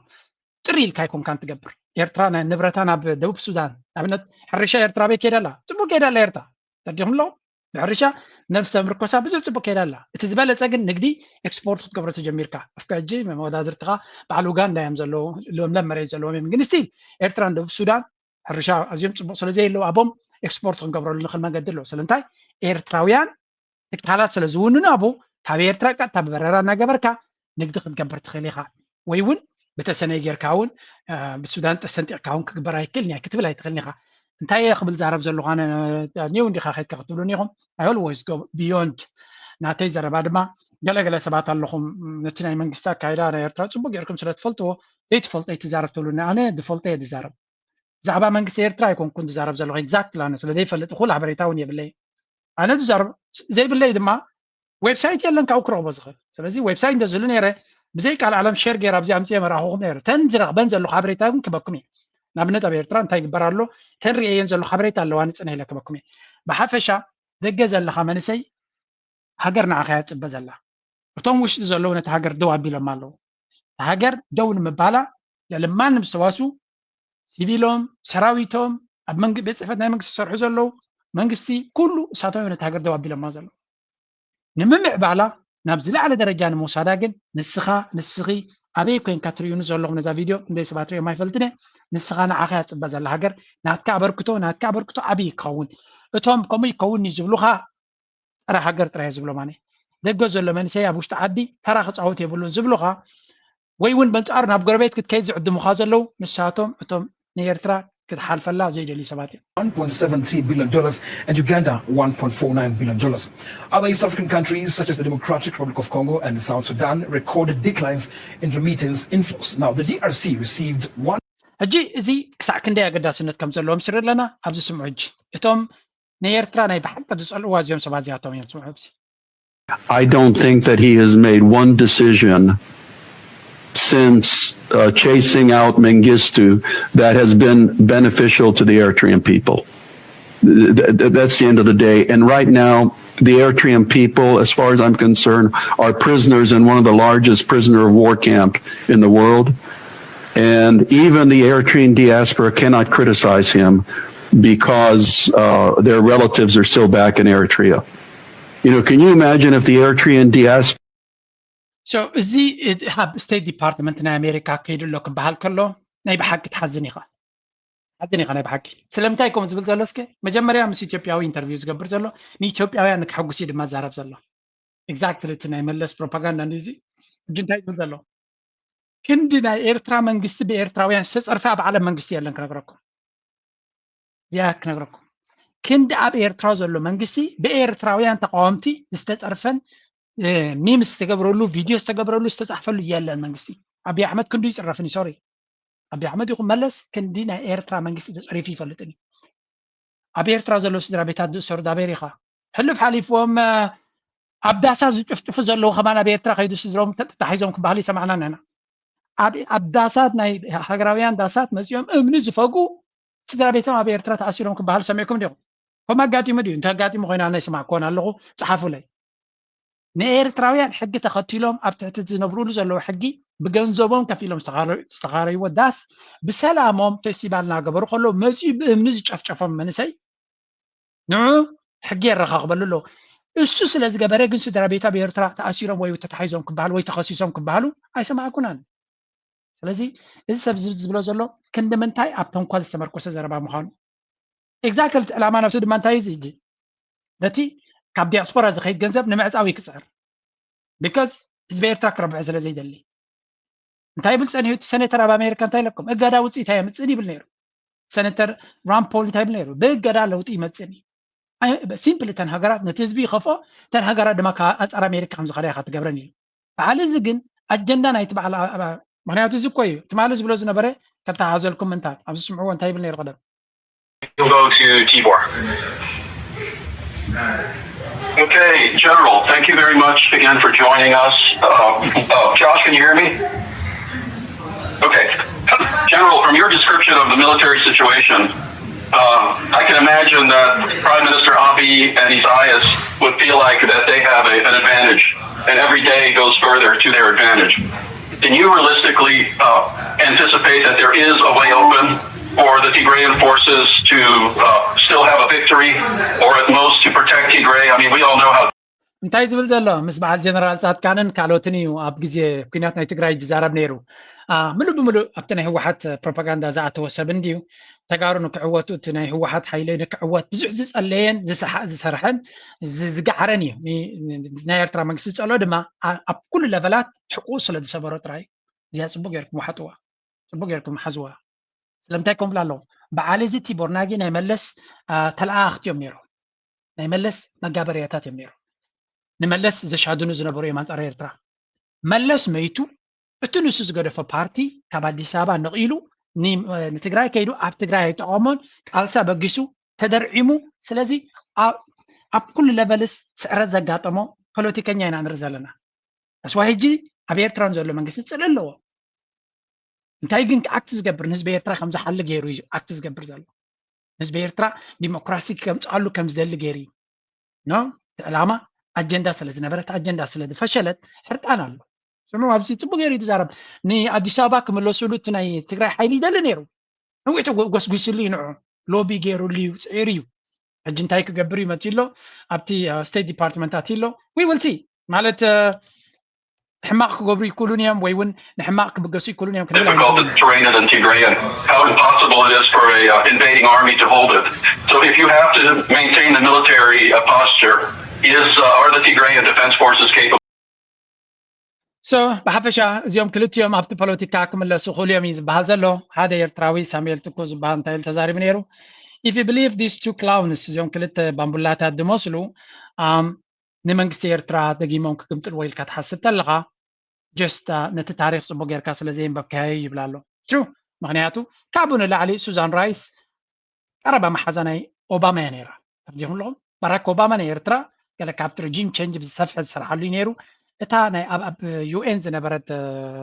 ናይ ኣሜሪካ ወኪል ሱዛን ራይስ ድማ መሓዙን መለስ መሓዙን ኦባማ ንክልቲኦም ዝሓዘት እያ ነይራ ብሙሉእ ሓይላ ድማ ነቲ ኣብ ኤርትራ ዘሎ መንግስቲ ንምፍንቃል ሰሪሓ it didn't work then it will not work today so እቲ ዕላማ ድማ ኩሉ ግዜ ነቲ ንህዝቢ ኤርትራ ሓርነት ከምፅሉ ዲሞክራሲ ከምፅሉ ይኮነን it was never that ኣቶም ነዚ ናቱ ፕሮፓጋንዳ ሼር ዝገብሩ ዘለዉ at the same time ታ ሼር ገብርሎ ነዚ ሼር ገብርሎ ኤርትራ ቆሪፆማ ሓሰብ ክመልስ ኣለና ሓደ 10 ዝኾነ ኣካውንታት ኣለዋ ዳርጋ መንግስቲ ኢትዮጵያ ፅቡቅ ገይሩ ዝፈልጦም ሓበሬታ እውን ዝቦም ኮንፊደንሻል ሓበሬታ ይቦም ገለ መለና ተባሃለ ዝወፅእ ኣፍ ናይ መለስ ናይ ኣብይ ኣሕመድ እዮም ቀፃሊ እዮም ኣብ ኤክስ ዘለዉ ብዝተፈላለዩ ብቪድዮታትን ቀልጢፉ ድመፆም ሓበሬታ ገለ ትሪኡ ኢኻ ተቐባቢሎም እዮም ሰርሑ ኣቢ ሚድያ ይፈልጦ እዩ ኣቢ ሚድያ ይፈልጦ እዩ ገንዘብካ የውፃሉ እዩ ኢቨን ኣብ በዓል ኣሜሪካ ልኡኻት ናቱ ኣለዎም ነቶም ተቃዋምቲ ናይ ኣምሓራ ወይ ገለ መለ ቻነላቶም ንምዕፃው ብብዙሕ ዝሰርሕ ዘለው ሚልዮናት ገንዘብ ኢንቨስት ገይሩ ከም ዘሎ ይዛረቡ እዮም ቶም ኣምሓራ ስለዚ ኣቢ ገንዘብ ኣበይ የውፅእ ይፈልጥ እዩ ነቶም ሚድያታት ኣብ ዝኾነ ቦታታት ክቡር ቦታታት ኣምፅዮ ዓበይቲ በዓላት እዩ ትዕድሞም ስለዚ ኣካል ናይቲ መንግስቲ እዮም ልክዕ ከም ሰራዊት ገይሩ እዩ ዝፈልጦም ሚድያ ተራ ናይ ሚድያ ክንደኣቢ ዝፈልጦ የለን ስለ ዝፈልጦ ድማ ብዙሕ ገንዘብ ኢንቨስት ዝገብረሉ ነቶም ዝድግፍዎ ዘለዎ ሰባት ድማ ልዑል ክብሪ ይዝቦም ሕጂ እዚ ቀፃሊ ሓንቲ ነገር እዩ ዝዛረብ ዓሰብ ክንወስዳ ኣለና ካርታታት ከምዚ ቀፃሊ ፖስት ዝገብር and these are the people like አንጻር ኤርትራ ባፅዕ መይት እዩ ዓሰብ የለን ተቅርፂ ናይዚ ሃገር ተረሚስ እዩ እቲ ሃገር መይታያ they're all day and every day ኣብዚ ጉዳይ እዚኦም ዘለዉ ደይ መደይልካ እዚ ድማ ምክንያቱ I think ንሕና እውን ንገድፎም የለናን ከምቲ ናቶም ዳ መዓልቲ ንገብር የለና እምበር ሕማቅ ክመፅእ ከሎ ኤርትራውያን እውን ናይ ኢትዮጵያ ንገብር ኢና ኣይንገብርና ይብለኩም ግን ንሕና ባዕሎም ዘውፅኡ ሓበሬታ ኢና ንገብር ዘለና ባዕልና ማኒፋክቸር ጌርና ይኮና ኣነ ከም ጆርጆ ካልኦት ዝገብሩ ካሊእ ኣነ ጭቡጥ ዘይኮነ ሓበሬታ በዓላቶም እዚዩ ዘይበልዎ ሓበሬታ ከምፅእ ኣይክልኒ ካብ ዜሮ ተበጊሰ ሓበሬታ የምፅን ያነ ሓደ ነገር ስለ ዝረኸብኮ ጥራይ ዘይኮነኻ ካብ ሪላየብል ቦታታት ክመፅእ ተጀሚሩ ካብ ዘተኣማምን ቦታታት ክመፅእ ተጀሚሩ እየ ነቲ ሓበሬታ ከምፅኦ ዝፍትን ብሓፈሻ ግን we can see ሓደ መድዓብ ጉዳይ ሕቶ ኣፍ ደገ ቀይሕ ባሕሪ ናብ ክልል እዚያ ስምዕዋ ሕጂ ተወሳኺ ናታ እያ እዚኣ ቀዳማይ ሚኒስትር አብይ አሕመድ ኣብ ጉዳይ ሕቶ ኣፍ ደገ ቀይሕ ባሕሪ ናብ ክልተ መራሕቲ ደብዳቤ ልኢኸሎም እቲ ቀዳማይ ሚኒስትር ንሓላፊ ሃገራዊ ድሕነት ሬድዋን ሁሴን ደብዳቤ ሒዙ ዝለኣኹ ኮይኖም ኢትዮጵያ ኣፍ ደገ ባሕሪ ንምውናን ኣበጊሳቶ ዘላ ሕቶም እተን ሃገራት ሓገዝ ክገብራሉ ዝፅውዕ ደብዳቤ እዩ ቀዳማይ ሚኒስትር አብይ አሕመድ ክልቲኦም መራሕቲ ኣብ ምሕያል ሰናይ ግሩብትናን ዘባዊ ምትሕባርን ዘለዎም እወንታዊ ተራ ከምኡውን ኣብ ጉዳይ ባሕሪ ኢትዮጵያ ንዝገብርዎ ተወፋይነት ምስጋኖም ገሊፆሎም እቶም ፕሬዚደንታት ክልቲን ሃገራት ብወገኖም ኢትዮጵያ ኣብ ትሕቲ ጽላል ሕቡራት ሃገራትን ሕብረት አፍሪካን ከምኡውን ብውልቃም ኣብ ሶማልያን ካልኦት ሃገራትን ሰላምን ምርግጋዕን ኣብ ምምጻም ዘበርከተቶ ታሪኻዊ ግደ ድማ ንኢዶም ክብላም ፍልፍላት ዜና መንግስቲ ኢትዮጵያ ጸብጺበንሎም ቀዳማይ ሚኒስትር አብይ አሕመድ እቲ ደብዳቤ ልኢኹ ዘሎ ናብ መራሕቲ ኬንያን ዩጋንዳን እዮም እዚ ብዝተዛመደ ፕሬዚደንት ኬንያ ዊልያም ሩቶ ቀዳማይ ሚኒስትር አብይ አሕመድ ኣብ መንጎ ክልቲን ሃገራት ኩሉ መዳዊ ምትሕባርን ምዕባይን ኣብ ኢትዮጵያ ሰላምን ብልጽግናን ምርግጋጽ ዝገብሮ ዘሎ ጻዕሪ እድጉፈየ ክብል ከም ዝገለጸም መንግስታውያን ፍልፍላት ዜና ኢትዮጵያ ጸብጺበንሎም እዚ ደብዳቤ ቀዳማይ ሚኒስትር አብይ አሕመድ ናብ መራሕቲ ምብራቅ አፍሪካ ወሳናይ ምልክዑ ጉዳይ ባሕሪ ሓገዝ የተኣኻኽብ ከም ዘሎ ዘመላኽትዮም ኢትዮጵያ ኣብ ደገ ባሕሪ ካብ ቀይሕ ባሕሪ ክትውን ስትራቴጂካዊ መደብ ሓንሲሳም ትሰርሐሉ ከም ዘላ ብግልፂ ካብ ቀረባ እዋናት ናብዚም ይረኣዩ ዘሎ ምስ ሶማልያን ኤርትራን ናብ ወጥሪ እትዋ ከም ዝነበረ ዝፍለጥ ኮይኖም ምስ ሶማልያ ኣብ ቱርኪ ከተማ አንካራ ስምምዕነት ብምፍራም ዘተሃዳድቶ ኮይና ምስ ኤርትራ ግን እቲ ወጥሪ ዝያዳ እንዳሓመቐ ይኸይድ ከም ዘሎ እዮም ጸብጻባት ዘመላኽቱ ዘሎ ቅድሚ ሰሙን መራሕቲ ሚኒስትራት ጉዳያት ወጻኢ ኤርትራ ግብፅን ሶማልያን ኣብ ካይሮ ግብፂ ኢትዮጵያ ናብ ቀይሕ ባሕሪ ከይተኣቱ ንምክልኻል ዝዓለመ ሰለስቲያዊ ስምምዕነት ከም ዝተፈራረማን ቃል መሓላ ከም ዝገብራን ኣይርሳዕን እዮም ሕጂ እንታይ ኢና ንርኢ ዘለና እቲ አብይ አሕመድ ዝገብሮ ዘሎ ሓይሊ ንምርካብ ወይ እውን ደገፍ ንምርካብ ዝተፈላለየ ምንቅስቃሳት እዩ ዝገብር ዘሎ ግን ንኤርትራ ክሓርም እዩ ዝብሎ ከጋኑን ይደልዮም እዮም there is no indication ክሳብ ሕጂ ዝረኣናዮ ናብ ኤርትራ ገፁ ወራር ክገብር ውግእ ክገብር ዘንፍት ኩነታት ኣብዚ እዋን እዚ ምክንያቱ እቲ ክውንነት ካልእ ስለ ዝኾነ እዚ ይስምዕዎ እቲ ክውንነት ግጭት ያጎላል እንጂ አይሞላል ያከስራል እንጂ አያተርፍም ልክ አባቶቻችንና እናቶቻችን ጥለውልን ባለፉት አስተምሮት መሰረት መትጋት ያለብን በእውቀትና በጥበብ መንገድ ብቻ ነው መሆን ያለበት ከጎንደር የተሻለ ደግሞ የሚያቅ ማንኛውም ማህበረሰብ የለም ስለዚህ ሰላማችሁን አጽንታችሁ ያዙ ሰላምን ካጸናችሁ ጎንደርን እጅግ የደመቀች ከተማ ለማድረግ የተዘጋጀ So ብሓፈሻ እዚ ኣብቲ በዓለ መስቀል ዝተገበረ በዓለ ጥምቀት ዝተገበረ እንድዩ እንታይ ኢና ንርኢ ዘለና ብሓፈሻ እቲ ዝዓበየ ቃንዛናቶም ውሽጣዊ ፀገምናቶም እዩ ውሽጣዊ ፀገምናቶም ድማ ንምፍትሑ ኩሉ ዝከኣል ኩሉ ዝግበር ገይሮም እዮም ኣይሰልጥን እዩ ዘሎ ኢትዮጵያ this is nothing to ሪኢኹም ትኾኑ ኢኹም IMF ሓድሽ ፕሮጀክሽን ኣምፂሎ ኣውፂሎ ናይ 2025 ዝቐልጠፈ ቁጠባዊ ዕቤት ክገብር ዝኽእል ሃገር ኢልዎ ኣሎ GDP ናቶም 6.5 ኣብ ዓለም ገለ ካብቶም ዝቐልጠፉ ዕቤት ከርእዩ ዝኽእሉ ቁጠባታት ኢልዎ ኣሎ you can interpret it in whatever you want I just give you the numbers እቲ ቁፅሪ እቲ ፋክትስ እቲ ሓበሬታ ዝረኸብኩ እየ ዝነግረኩም ዘሎ ኣብ ካልእ ግዜ ከምፃልኩም እቲ ብፅሑፍ ወፂሎ ኣብ ሶሻል ሚድያ ክዘውሩ ኢለ ነይሩ ሎም ኣይቀረብኮን ኣለኹ እቲ ቁጠባ ናቶም ከምቲ ዝኸሎ ዘሎ ንክኸይድ መሰረታዊ ፀገም ዝኾኖም ዘሎ እቲ ሰላም ዘይምህላው ኣብቲ ሃገር ሰላም ኣብቲ ውሽጢ ሃገር ድማ ዓቢ ዝቋፀሮ ሓይሊ ይኮነን ዘሎ እዚ ሰላም ንክገብር ኣብ ኢድ ኣብ ስልጣን ይኮነን ምስ ጎረባብቲ ዘሎ ስልጣን ኣብ ኢድ እዩ ምክንያቱ ንኢትዮጵያ ሽግር ዝፈጥረላ ሃገር የለን ንሱ ሽግር ዝፈጥር ዘሎ እቲ ምስ ጎረባብቲ ዝገብሮ ዘሎ ሽግር ግን ክንደይ ግዜ ተዛሪበሉ እየ ደይመደይ ተባሂሉ ዝግበር ዘሎ እዩ ነቲ ውሽጣዊ ፀገም ንምሽፋን ዝግበር ዘሎ ወይ እውን ነቲ ኣብ ውሽጢ ዘሎ ህዝቢ ኣብ ጎንኻ ንምግባር ዝግበር ዘሎ ዳይ እምበር እቲ ዝዓበየ ሽግር ናቱ ኣብ ውሽጢ እዩ ዘሎ እዚ ንዑ ከመይ ጌርካ ካብቲ 10 ግዜ ብዛዕባ ኩናት ናይ ኣምሓራ ዶ ናይ ኣምሓራ ኦሮሞ ናይ ባሕሪ ዶ ናይ ገለ ናበልካ እንተቀየርካዮ ሓይሽቲ ናራቲቭ ተባሂሉ ዝተባህለ እምበር ደይ ሕጂ ኣብ ደገ ባሕሪ ንክወስድ ወይ ገለመለ ሪና እንዲና ምስ ሶማል ዓመት ሙሉእ ኮለል ኢሉ ተመሊሱ ሶሪ ኢሉ ነቲ ጉዳይ ናብቲ ነብሩ መሊስዎ ኣሎ ስለዚ there is no indication እቲ ነገራት ናብ ከምኡ ክምዕብል ከም ዝኽእል ግን እቲ ዘረባ ግን ይቅፅል ኣሎ ለማሳጣት ነው የሚደረገው እና ዶክተር በድር አብደላቲ የግብጽ የውጭ ጉዳይ ሚኒስትር መግለጫ ሲሰጥ አይተዋል በችኮላ ከቀይ ባህርና የህንድ ውቅያኖስ ተጋሪ ሀገራት ውጭ ሆነ ወታደራዊ ጣቢያ እንዲኖሩ አንፈቅድም አለ እና ፈረንሳይ ሊያስወጣው ነው አሜሪካን ጀርመን ስፔንን ጃፓን ጣሊያንን ልታስወጣው ነው ሳውዲ እንኳን እሺ ምክንያት ሳውዲ እሺ ተጋሪ ነው ብለን እንወሰድ አንድ ግን እዚህ ጋር የሚጠቅሰው ነገር ታሪካዊ ብለን በመተለው ሳቢ ላይ እኔ ሁሌ ጂኦፖለቲክሱን ሳሰላው የኢትዮጵያ ብሔራዊ ጥቅም መሰረቱ አባይ በዚያ አለ ቀይ ባህር በዚያ አለ በዚያ ሁለቱን ዶሚኔት ማድረግና ሁለቱን ኮኔክት ማድረግ ነው ይሄ ቤዚክ ነው እዚህ ውስጥ ግብጽ በዚህ በቀይ ባህር ትመጣለች ባቤል መንደብ አለ ስዊዝ ካናል አለ እዚህ አባይ አለ እዛ እንትን አለ ህዳሴው ግድብ አለ እዛ ናስርዳም አለ ማን ነው እንትኑ አለ ሌኩ አለ ግድቡ አለ አስዋን አለ በሁለቱ ስትራቴጂክ ኮንፍሊክት አለኛ ስለዚህ ታሪካዊ ጠላት መሆናቸው ከጥንታዊ በፐርሺያ ሁሉም ትኩነታት ንሪኦ ኣለና ኣብ መንጎ ክልቲኦም ዘሎ ፀገም እዩ ኤርትራ ድማ ምስ ደልየት ሃገር ክትውግን ናታ ጉዳይ እዩ ናቶም ድሌት ወይ ናቶም ኣጀንዳ ከተሳሊ ስለ ዝኾነት ኣይኮነን ኤርትራ ምስ ደልየት ሓይሊ ወጊና ፀቃ ክትከውን ምርጫ እዩ ዲፕሎማሲ ናታ ዘኽስብ ዘበለ ንሴኪሪቲ ናታ ንስትራቴጂካዊ ረብሓታት ናታ ዘገድስ ዘበለ ምስ ግብፂ ሽርክነት ክትገብር ናይ ቀይ ባሕር ክልቲአን ሓበራዊ ረብሓ ኣለወን ስለዚ ናይ ግድን ኤርትራ ምስ ዘዋፃ ክትከይድ እቲ እውን ኮነ እዚኦም ሸብ ዳዳዳዳ ደብሎም ዘሎ ህዝቢ ኤርትራ ኣብ ደገ ዘሎ ብብዝሒ ከምቲ ንሳቶም ወዮዳ ምን ይወሚት ህዝቢ ዘያቱ ዘሎ እምበር እኮ ቀይሕ መንፀፍ ገይሮም ከዮም ዝቕበልዎም ዘሎ ነቶም ደገ ዘለዎ ኣብ ኢትዮጵያ እኮ ዝቃል ዓለም ዘለዎ ኣይኮነን ዲያስፖራ ዘሎ ኣብ ኢትዮጵያ እኮ ኣብ ኤርፖርት እኮ ዕምባባ ገይሮም እዮም ዝቕበልዎ ናይ ዲያስፖራ ወርሕዲ ገለ ኣለዎ ፍሉይ ናይ ሆቴላት ሸውስ ገብሩ እዮም ኣነስ ገለገለ ኢኹም ሕጂ ገለገለ ክትብሉ ኢኹም ኣነ ይቐድኒ እየ ከምኡ ገይሩ ሃገርካ ንዓ ክብለካ ጭውነት እዩ ቢዝነስ ክትፈልጥ ክትክእል ኣለካ ሰብ ኣብ ትካሉ ክመፅእ ከሎ ብፍላይ ድማ ገለገለ ሰብ እኮ ኣብ ቢዝነስ ስለዘየለይ ከምኡ ዘይርድኦ ክረግመ ድኳን እንተኸፊትካ ሰብ ክመፀካ ኩሉ ዝከኣለካ ኢኻ ትገብር ሃገራት ድማ ድኳን እየን ባንዴራኻ ኣይትሽጥ ታሪኽካ ኣይትሽጥ ወደባትካ ኣይትሽጥ ኣብ ደገ ባሕርካ ኣይትሽጥ ካብ ወፃኢ ግን ዲግኒቲ ናትካ ክብረት ናትካ ኣይትሽጥ እምበር እቲ ካልእ ንቢዝነስ ኩሉ ነገር ክትገብር ድልውነት ክልወካ ኣሎ ሰባት ክትዕድም ኣለካ ቻይናውያን ክመፁ ከለዉ መንፀፍ ጌርካ ትቕበሎም ኦፍ ኮርስ you want them to invest in your country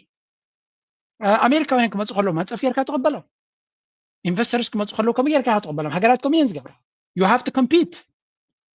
ክትወዳደር ክትክእል ኣለካ ከም ካልኦት ኣነ ሕጂ እንታይ እየ ዝብል መንግስቲ ኤርትራ ንቻይናውያን ወይ ዓረባውያን ክስሕብ ቀይሕ መንፀፍ ክገዛ ኣለዎ ይብል ኣለኹን I don't think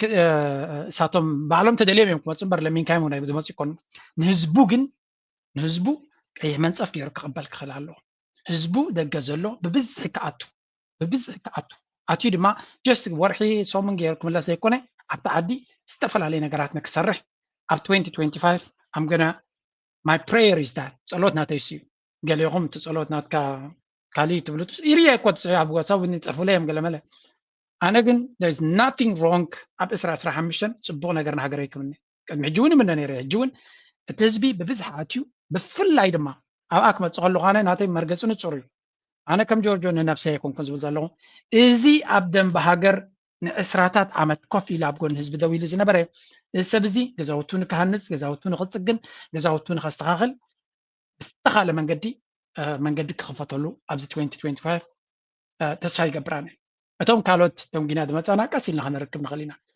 እቶም ቅድሚት ዝነበሩ ግን ከከም ኣመፃፅኻ መጀመርያ ኣብ ዓዲ ዘለዉ ንዖም ይትዕድል ቀዳምነት ኩሉ ግዜ ኸም እንድዩ ኣብ ዝኾነት ሃገር ኣብቲ ዓዲ ዘሎ ቀዳምነት ዝውሃቦ ኣነ ብዓይ ወገን ዋላ ነቶም ኣብ ውሽጢ ዓዲ ዘለዉ ጥራይ ዝፍቀድ ቢዝነስ ተገይርበረውን ፀገም የብሉ ንኣብነት ከምዚ ዓይነት ትካላሲ ኣብ ኤርትራ ዘለዉ ጥራዮም ዝሕዝዎ እንተኢሉ ፋይን ኣይ ኣክሰፕት ዳት ምክንያቱ ኣብቲ ሃገር ዘበርከተ ቀዳምነት ክውሃቦ ስራሕ ክትቆፅር ከለካ መጀመርያ ከምዚኦም ዓይነት ሰባት ጥራዮም ክኣቱ ዘለዉ እንተበለውን ትኽክል እዩ ስቂልካ ዝመፀ ሰብ ዘይኮነ ንከምዚ ሰባት ቀዳምነት ክውሃቦም ኣላ ንኣብነት ወላነ ከም ድሌተይ መሬት መጀመርያ ነቶም ኣብ ሃገራዊ ኣገልግሎትን ኣብ ገለን ዘለዉ ንዖም ጥራይ ክውሃብ ተኢሉ ፋይን I respect that. ንሳቶም ዕድል ይወሃቦም ድሕሪኡ ተረፈ ድዩ ገለ ዝገበረ ንኻልካ ዕድል ተሂብካ ክሰርሑ ንዝኽእሉ ዕድል ተሂብካ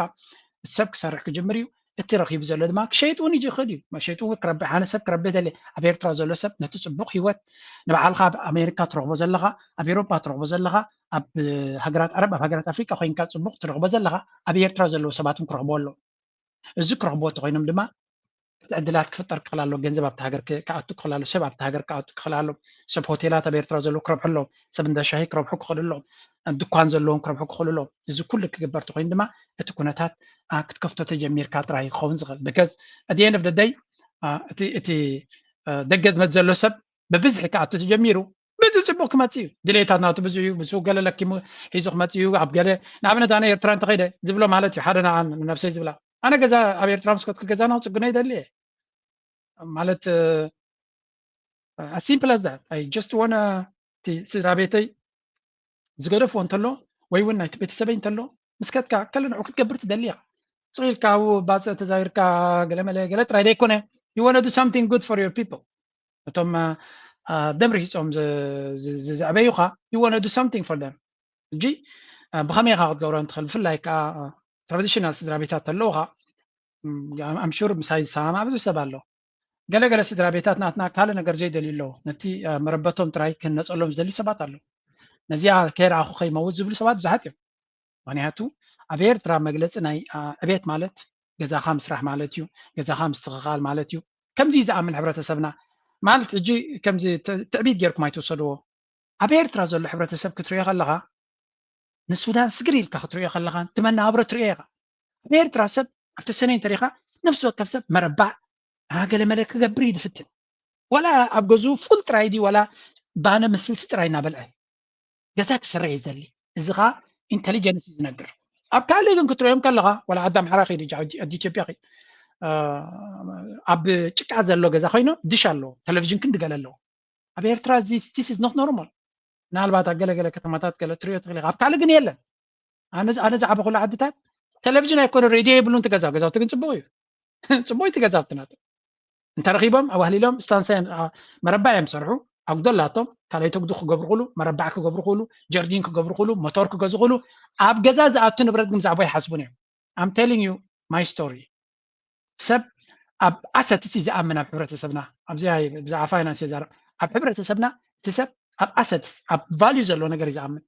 ሰበይቲ ድማ ቁሩብ ገንዘብ ተረኺቡ ወርቂ እያ ትገዝእ 15 ክዳን ኣይትገዝእን እያ እዚ ክዳውንቲ ገለገለ ኣብ ናይ ደገ ገንዘብ ገለ ክጅለ ምስ ጀመረ ዝተበላሸው ሕብረተሰብ ሚንበር እቶም ትክክለኛ ተዓባብያ ሒዞም ዝዓበዩ ኣብ ኤርትራ ኣብ ርእሶም ትክክለኛ ነገር ዝፈልጡ እዮም that's why ድማ ስድራኻ ብትክክል ተዕብዮምካ ኮይኖም ገንዘብ ናይ መሓዝ ክእለት ኣለካ ኣብ ዝበዝሐ ግዜ ዝብል ዘሎ ንኩሉ ሰብ ኣይኮንኩን ዝውክል ዝበዝሐ ሰብ ግን ኣብ ገጠር ሰብ ብዕራዩ ሸይጡ ስጋ ገዝዩ ወይ እውን ስቕ ኢሉ ኣብ ኖርማል መዓልቲ ስጋ ገዝዩ ዝኣቱ ኣብ ተራ ህዝቢ የለን ብጀካቲ ሓደ ሰራተኛ ቤት ፅሕፈት ገለ መለ ክህሉ ክእል ዝበዝሐ ሰብ ግን ብውሑድ እናነበረ ኣታዊታት ምስ ገበረ ከብቲ ክገዝእ ድዩ ገመል ክገዝእ ድዩ ሞቶር ክገዝእ ድዩ ገለ ንብረት ክገዝእ ድዩ ነቲ ስራሕ ናቱ ነቲ ቁጠባ ናቱ ክሕግዞ ዝኽእል ስለዚ we have a very I don't even know ስለምንታይ ነዚ ሰብ እዚ እናረኣኹኹም ይዛረብ ኣለኹ ከይተረዳእና ኣብቲ ዘረባ ስለ ዝኣተኹ እዩ ገለገለ ሰባት ዘረባ ናተይ ብጣዕሚ ከም ትፈትዎን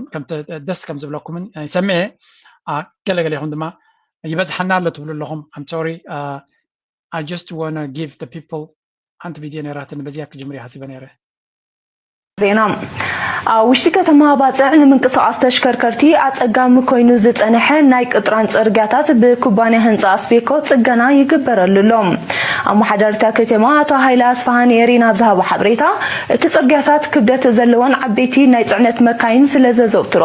ተባላሹ ኣብ ምንቅስቃስ ተሽከርከርቲ ሽግራት ክፈጥር ምፅንሑ ብምሕባር እቲ ፅገና ነዚ ዝፈትሕ ምዃኑ ብርሂዮም እቲ ብደገፍ ዓበይቲ ማሽነሪ ዝሰላሰል ዘሎ መስርሕ ፅገና ኣብ ከባቢ ኩትሚያ ካብ ባብ 10 ሸነኽ ደቡብ ናብ ወደብ ዘእቱ ከምኡውን ናብ ጎርጉሱም ዝወስድ ፅርግያታት የጠቃልል ብዘይካቲ ኣብ ዓበይቲ ፅርግያታት ዝካየድ ዘሎ ፅገና ኣብ ከባቢ ጠዋለትን ውሽጢ ባፅዕን ዝርከብ መገብቲ ፅርግያታት እውን ከፊላዊ ፅገና ክግበረሉ ምዃኑ ክፍለጥ ተኻኢሉሎም ኣመሓዳሪ ከተማ ባፅዕ ኣቶ ሃይለ ኣስፋሃ መወዳእታ እቲ ፅርግያታት ነዊሕ ኣገልግሎት ምእንቲ ክህልዎ ነፍሲ ወከፍ ዜጋ ብሓፈሻ መራሕቲ ተሽከርከርቲ ድማ ብቐንዱ ክከናኸንዎ ኣዘኻኺሩ ፈትሕ ምዃኑ ብርሂዮም So ከምዚ ንሪኦ ዘለና ነዚ ቪድዮታት ዝክሪ ስለ ዝጀመርኩ እቲ ሓሳባተይን ባህገይን ገንፊሉ ፀኒሑ ምክንያቱ ኤርትራ ፅባቐ ዘለዋ ተፈጥራዊ ፅባቐ ኣለዋ ትሕቲ ቅርፂ ናታ ማስተር ፕላን ናታ ዝተሓለወ እያ ኣብዚ ዓበየ ክፋል ማለት ስለዚ ካትራመ ምግባር ጥራይ ዘድልየካ ቡት ሓንቲ ዓመት ኩሉ እቲ ካልእ ፕሮጀክታት ኣወንዚፍካ I'm really sorry ናይቲ ሃገር ፕላን ዝፈልጦ የብለይን ግን ሓንቲ ዓመት ኣብ ፅርግያታት ፎከስ ጌርካ ነተን ገዛውቲ ድማ ቦያ ጥራይ ተለኺኻየን ኤርትራ will look different ናተይ ፖሊሲ ናተይ ሓሳብ እየ ዝብል ዘለኹ ነቲ ፅርግያ ቅጥራን ነቲ ገዛውቲ ቦያ ክልተ እዚአን ጥራይ እንድሕር ጌርካ ኣስመራ ባፅዕ ካልኦተን ዓበይቲ ከተማታት ግርማ ኣለወን ተን ከተማ ተፈጥራዊ ግርማ ስለ ዘለወን all you need to do is a little bit of work ስለዚ ንሽተይ ስራሕ ክብል ከሎ ንሽተይ ኣይኮነን እዚ ፅርግያታት ናይ ኤርትራ ንክፅግን it's going to be massive work ግን ነቲ ዘሎ ፅርግያታት ሓንቲ ግዜ ተፀሚምካ ሓንቲ ዓመት ንዑ ጥራይ ቀዳምነት ይብካ if you put your energy your focus on those things እዚ ንባዕሉ ማግኔት እዩ እዚ ሰሓብነት ኣለዎ ሰብ ፅቡቅ ክርኢ ይደሊ ፅቡቅ ክርኢ ዘይደሊ ሰብ ኣሎ ድዩ ኩሉ ሰብ ይደሊ ኣብ ኤርትራ ዘለዎ ፅቡቅ ክርዩ ኣብ ፅቡቅ ክነብሩ ይደልዩ ከምቲ ስኻ ኢንጆይ ትገብሮ ዘለካ ፅርግያታት ዋላ እውን እንተዘይትኾነ ክትምነ ኣለካ ክኸውን ክኽእል ኣለዎ ክግበር ክኽእል ኣለዎ ተበግሶ ክውሰድ ክኽእል ኣለዎ ንኣብነት እዚኣ ሕጂ ተገይራ ኣላ I am very happy of this initiative ባፅዕ ሉል ክትመስል ኣለዋ ሕራይቲ ሓደሽቲ ህንፃታት again ኣነ ሪያሊስቲክ ኣተሓሳስባ እዩ ዘለኒ ሓደሽቲ ፓላሶታትን ገለን ክንሃንፅ እሱ ግዜ ዝወስድ እዩ ኣድላይነቱን ገለመለ ምስ ግዜ ቀዳምነት ክትቦ ትኽእል ኢኻ ነቲ ዘሎ ኦልሬዲ ግን ንምዕቃቡ ክትጓየ ክትክእል ኣለካ ምክንያቱ ክንዲ ምንታይ እቲ ሽግር ተፈጢሩላ ኣብቲ ከባቢና ባዕሎም ፈልጡ really at some point we have to say ሳቶም ባዕሎም ናይ ሱዳን ሰላም ይኹን ናይ ሶማልያ ሰላም ናይ ካልኦት ሰላም I care about them ካብኡ ንላዕሊ ግን ህዝበይ የዝሓላነ ህዝበይ ፅቡቅ እዩ ዘገድሰኒ ስለዚ እቲ ህዝቢ ኣብ ፅቡቅ ክነብር ከምቲ ኣነ ዝነብሮ ዝርዮ ዘለኹ ከምኡ ዓይነት ዕድላት ክኽፈተሉ ኣብ ፅቡቅ ፅርግያታት ንክዝውር ድማ ንሱ ድማ ንባዕሉ ነፍሱ ዝኻለ ባዝ ነፍሱ ዝኻለ ፅባቐ ክፈጥር እዩ ስለዚ ፅቡቅ ተበግሶ ሙሉእ ይግበሮ ባዝዕ ፈንቅል እዩ ዝመፅእ ዘሎ ኣብ ፈንቅል ሉል ክትመስል ኣለዋ እተን ሜይን ስትሪት ናተን ኣይኖ ኣብ ውሽጢ ሰሙን ክውድዎ ይኩሉን እዮም but for sure ወላ ንሳቶም ኣብ ገለገሊ ትሪኦ ኢኻ ናይ ግድን ኣይኮነን ንኩሉ ፐርፌክትሊ ጌርካ ክሰርሖ ተመሳስሎ እናመሳሰልካ ሽዑ ደደጊምካ ድማ ነትተርፍ ነዚ ሕጂ እቲ መንግስቲ ስለዘይፈለጥ ናተይ ቻነል ካብ ገለ ሰባት ካነ ኣኹም መብሪክ ክኾነኩም ሰራሕተኛታት ቤት ፅሕፈት ናይ መንግስቲ ኤርትራ ኣይኮኑን ኮፍ ኢሎም ዝከታተልዎ ናተይ ንመንእሰያት ኣብ ደገ ዘለው እዩ ብዛዕባ ሃገሮም ክሰምዑ ንዝደልዩ እንታይ ክንገብር ኣለና ሃገርና ናበይ ትኸይድ ኣላ ካብቲ ዝርዮን ዝሰምዖን ነቲ መንእሰይ ኣብ ደገ ዘሎ እዩ ምክንያቱ ንሕና ከምኡ ኢልና ነቲ መንእሰይና እንተደይሚናዮ እቶም ካልኦት እንታይ ይገብሩ ኣለዉ ራዩ ብዚ ተመልከተና ከመይ ትህሉ ብራኸ ሸውሎ መዓንቲ ብፍሉይ መልክዑ ኣብዚ ኣብ ከተማ ማይጨው ተረኺቡ ኣሎ ከተማ ማይጨው ከም ዝፍለጥ ሎመዓንቲ በዓል ጥምቀት እንዳተኸበረ ዝርከበሉ እዋን እዩ ንኩልኩም ሰዓብቲ እምነት ክርስትና እንኳ ዓብፅሐኩም እንዳበልና ካብቲ ኩሉ ግዜ እንገብሮ ፍሉይ ዝበለ ጋሻ ሒዝናልኩም ቀሪብና ኣለና ብማዕዶ እንፈልጦ ከምኡ ድማ ብዕፅዋን ክባን ድማ ንህዝቢ ትግራይ ድማ ብግዚኡ ብገንዘቡ ብብዙሕ ነገር ኮንትሪቢዩት ዝገበረ ወይ ካብ ጎኒ ህዝቢ ትግራይ ተሰሊፉ ዝነበረ ከምቲ ትርእይዎ ዘለኹም ሓውና ስልጠነ ግርማይ ምሳና ተረኺቡ ኣሎ ኣብዚ ቶም ክልተ ፀረ ኤርትራ ፊት ንፊት ተራኺቦም ኣለዉ ስለዚ ራይዎም ሓደክነና ቦቱ እዩ ዝኸይድ ዘሎ ከተማ ማይጨው መዓዝ መፅኡ እንታይ ተሰሚዕዎ ከመይ ይኽበረሎ እቲ በዓል ዝብል ካብኡ ክንሰሚዕና ሞ ምሳና ኹኑ ሰልጠነ እዩ እንኳዕ ደሕና መፃኻ እንኳዕ ደህና ፀናኺ ከመይ ኢለኻ ብጣዕሚ ፅቡቅ መዓዝ መፂኻ ናብ ማይጨው ማይጨው ሎመዓንቲ መፅእ እንታይ ተሰሚዕካ እስኪ በዓል ጥምቀት ኢኻ ኣብዚ ተረኺብካ ዘለኻ ሓሲብካሉ ዲኻ መፂኻ ጥምቀት ኣብ ትግራይ ክርከበለኒ ኢልካ ዋላ ስኻ እንደበት በዓል ጥምቀት ናይ ኣጋጣሚ እዩ ማለት ድሕሪ ክልተ መዓልቲ ክመፅእ መደብ ነይሩ ኣጋጣሚ ኮይኑ ግን በዓል ጥምቀት ካዚ በዓል ኣለዎ ስበልኒ ነዚኣ ክርክብ ኢለ ተብተብ ኢለ መፅአ ማለት እዩ ከመይ ረኺብካዮ ኣብዚ ርኢኻ ካብ ኩሉ ካብ መላእ ትግራይ ዝተኣኻኸበ ህዝቢ እዩ ዝኽብሮ ዘሎ በዓል ጥምቀት ይኽበር ኣሎ ተባሂሉ ማይጨው እዩ በቃ ዘቕንኡኻ ጀነራላት ናይ ትግራይ ኣለዉኻ ዘቕንኡኻ ጀነራላት ናይ ትግራይ ኣለዉኻ እዚኦም እዮም ነይሮም እቶም ትማሊ ዘቕንእዎ ጀነራላት ሕጂ ሓቒፎም ይሰከምዎ كعرفك أخا مزيخ أنا بتقرأ له معنت مزيخ له معنت ما يجوا ترى غيب كامو هاي تسمعي كات حبرت سب كمية رغيب كايو لحرنا ويح جزء ومقاني خلي سمنا جل له في زمن زخار له مثلا إنه وش كل زبط تقرأ سو حدا نقدر تعكيب وش كرهبه مو سلام كبلو من يتنيرني زي قطعمي زخا قليل قطعمي كونن كم زي كهترهبه ولا نقول زي تقرأ كون تزي كونن نقول زي تقرأ روت غير بالتلفزيون ويزوجنا مدى ميديا أي مالتيو بحفش هاجن عزيت حبسه بعكال نتي زبيج أنو خمس غير كهترهبه سي أي وش نقول لسه بحكي قبره حافه بحكي تعديل هالسلاز نورن السلامو كقدر ما يزمن الناس لزخونكم كم زي عن السلام هو كم زي عن حبيرو جنرالات ناي شعبي أكو ديرس كو امسو عودو كون زوكو بناي إسحاس مقتلتي مرفق كو امزو زمطو مጨረሻ ኣብ عراعيرو كو امزحقو ኣብ سدت كو امطفو زيمو كو سمعوهم زيام يا منيرهم أنا جقبلك بدك أنا استيقظ لاقوس أما ترى أنا قني ذلك لازم وأنت هاي تزار ذلون نبعل ودنا نري أنا قبلك وأنت هاي تزار يرتراو تقولات يرتراو الناس وأنت هاي زنتاي مولك أي قبلك وأنت هاي تزار ذلون نبعل ودنا نري أنا قني ذلك لازم سنكلان زرشون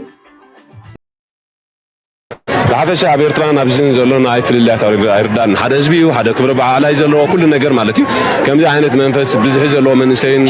عبيتنا عشون تفعلي ترى أزي حقوسي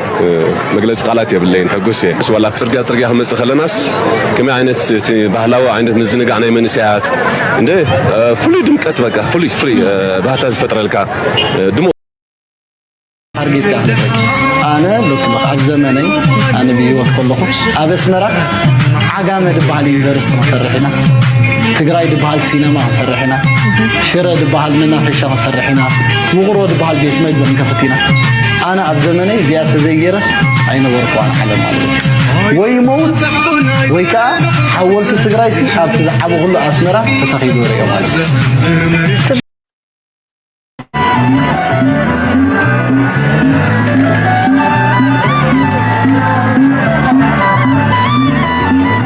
زخا كروم زخونة أبعالا دموق أبعالا بعالة إمكاتنا إيرترا أب إيرترا زنبريو ناي بحق دا زبل أبتا هاجر سلام يلن نكبار يلن كله بزي قويتا زخون نجار يلن عندي All the people here are so friendly, everyone's so welcoming, and I really just love being here in this country. قويتا نحن إيش كرسي فلو عامل كبر زلوي أب ما يردان ساعات طما كلنا نحن عدا يدرسيس بيت كريستيان دحرسو من نايز بعال الزخا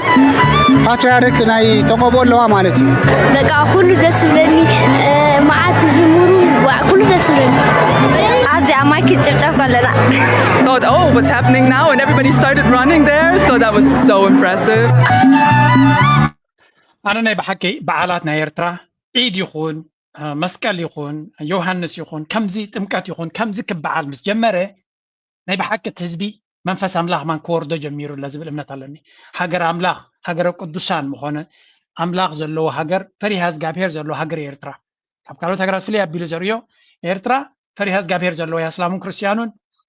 ديب وش تزعتوي ناي امنت ناي املاخ فريها زلو دبرتا زلو مساجي زلو عدي سلازي لك كم تب بحرياتو كنبرت خلالو قدناتات ناي إيرترا أف جزي بعالات سب كبر بعالو هايمانوتو قلص أقول خلالو شيطان كمان بوجيري تفعل لك تعدي هايمانوت تنجيسو سب بحقت راي يكون بمورال بفريها املاخ نخنبري زحق زكا بحقت راي كتمبروت سب كبيدي مع البوليس زليكا فريها زغابير زلو حبرت سبقت وحد بوليسن وحد نجرني زليكا مهنياتو كل جزء زغي كاب كاميرا نلعل زخونه املاخ سلا زخونه لبم كلاليتن زفتش املاخ سلا زخونه نعوز فرهزبي اتزدعمن زقال لنا كتم حضرون زبالة حبرتسبن سلام الرقاتن زلو هاجر دما نسو يدفتر مو እቶም ሃገር ጓና ከይዶም ከብዕልዎ ዝመረፁ ከም ርጮም ኣምላኽ ብዘለዎ ይሓልዎም ህዝቢ ኤርትራ ግን ብሓቢዩ ናብ ዝብለ ቦታ ከይዱ የብዕሎ ስለ ዘሎ ደስ ይብለኒ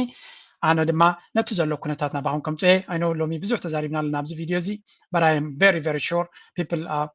will make their own decisions ናትኩም ነናትኩም ርእይቶ ኣለኩም ላይክ ምግባር ሰፖርት ምግባር ሓሳባትኩም ምግላፅ ድማ ናይ ወትሩ ፃውዒተ እዩ ናይ ሎማ ርሳብ ዝኽውዴ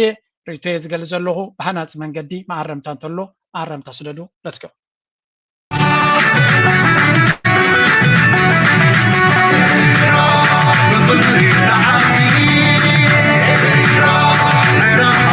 Hey,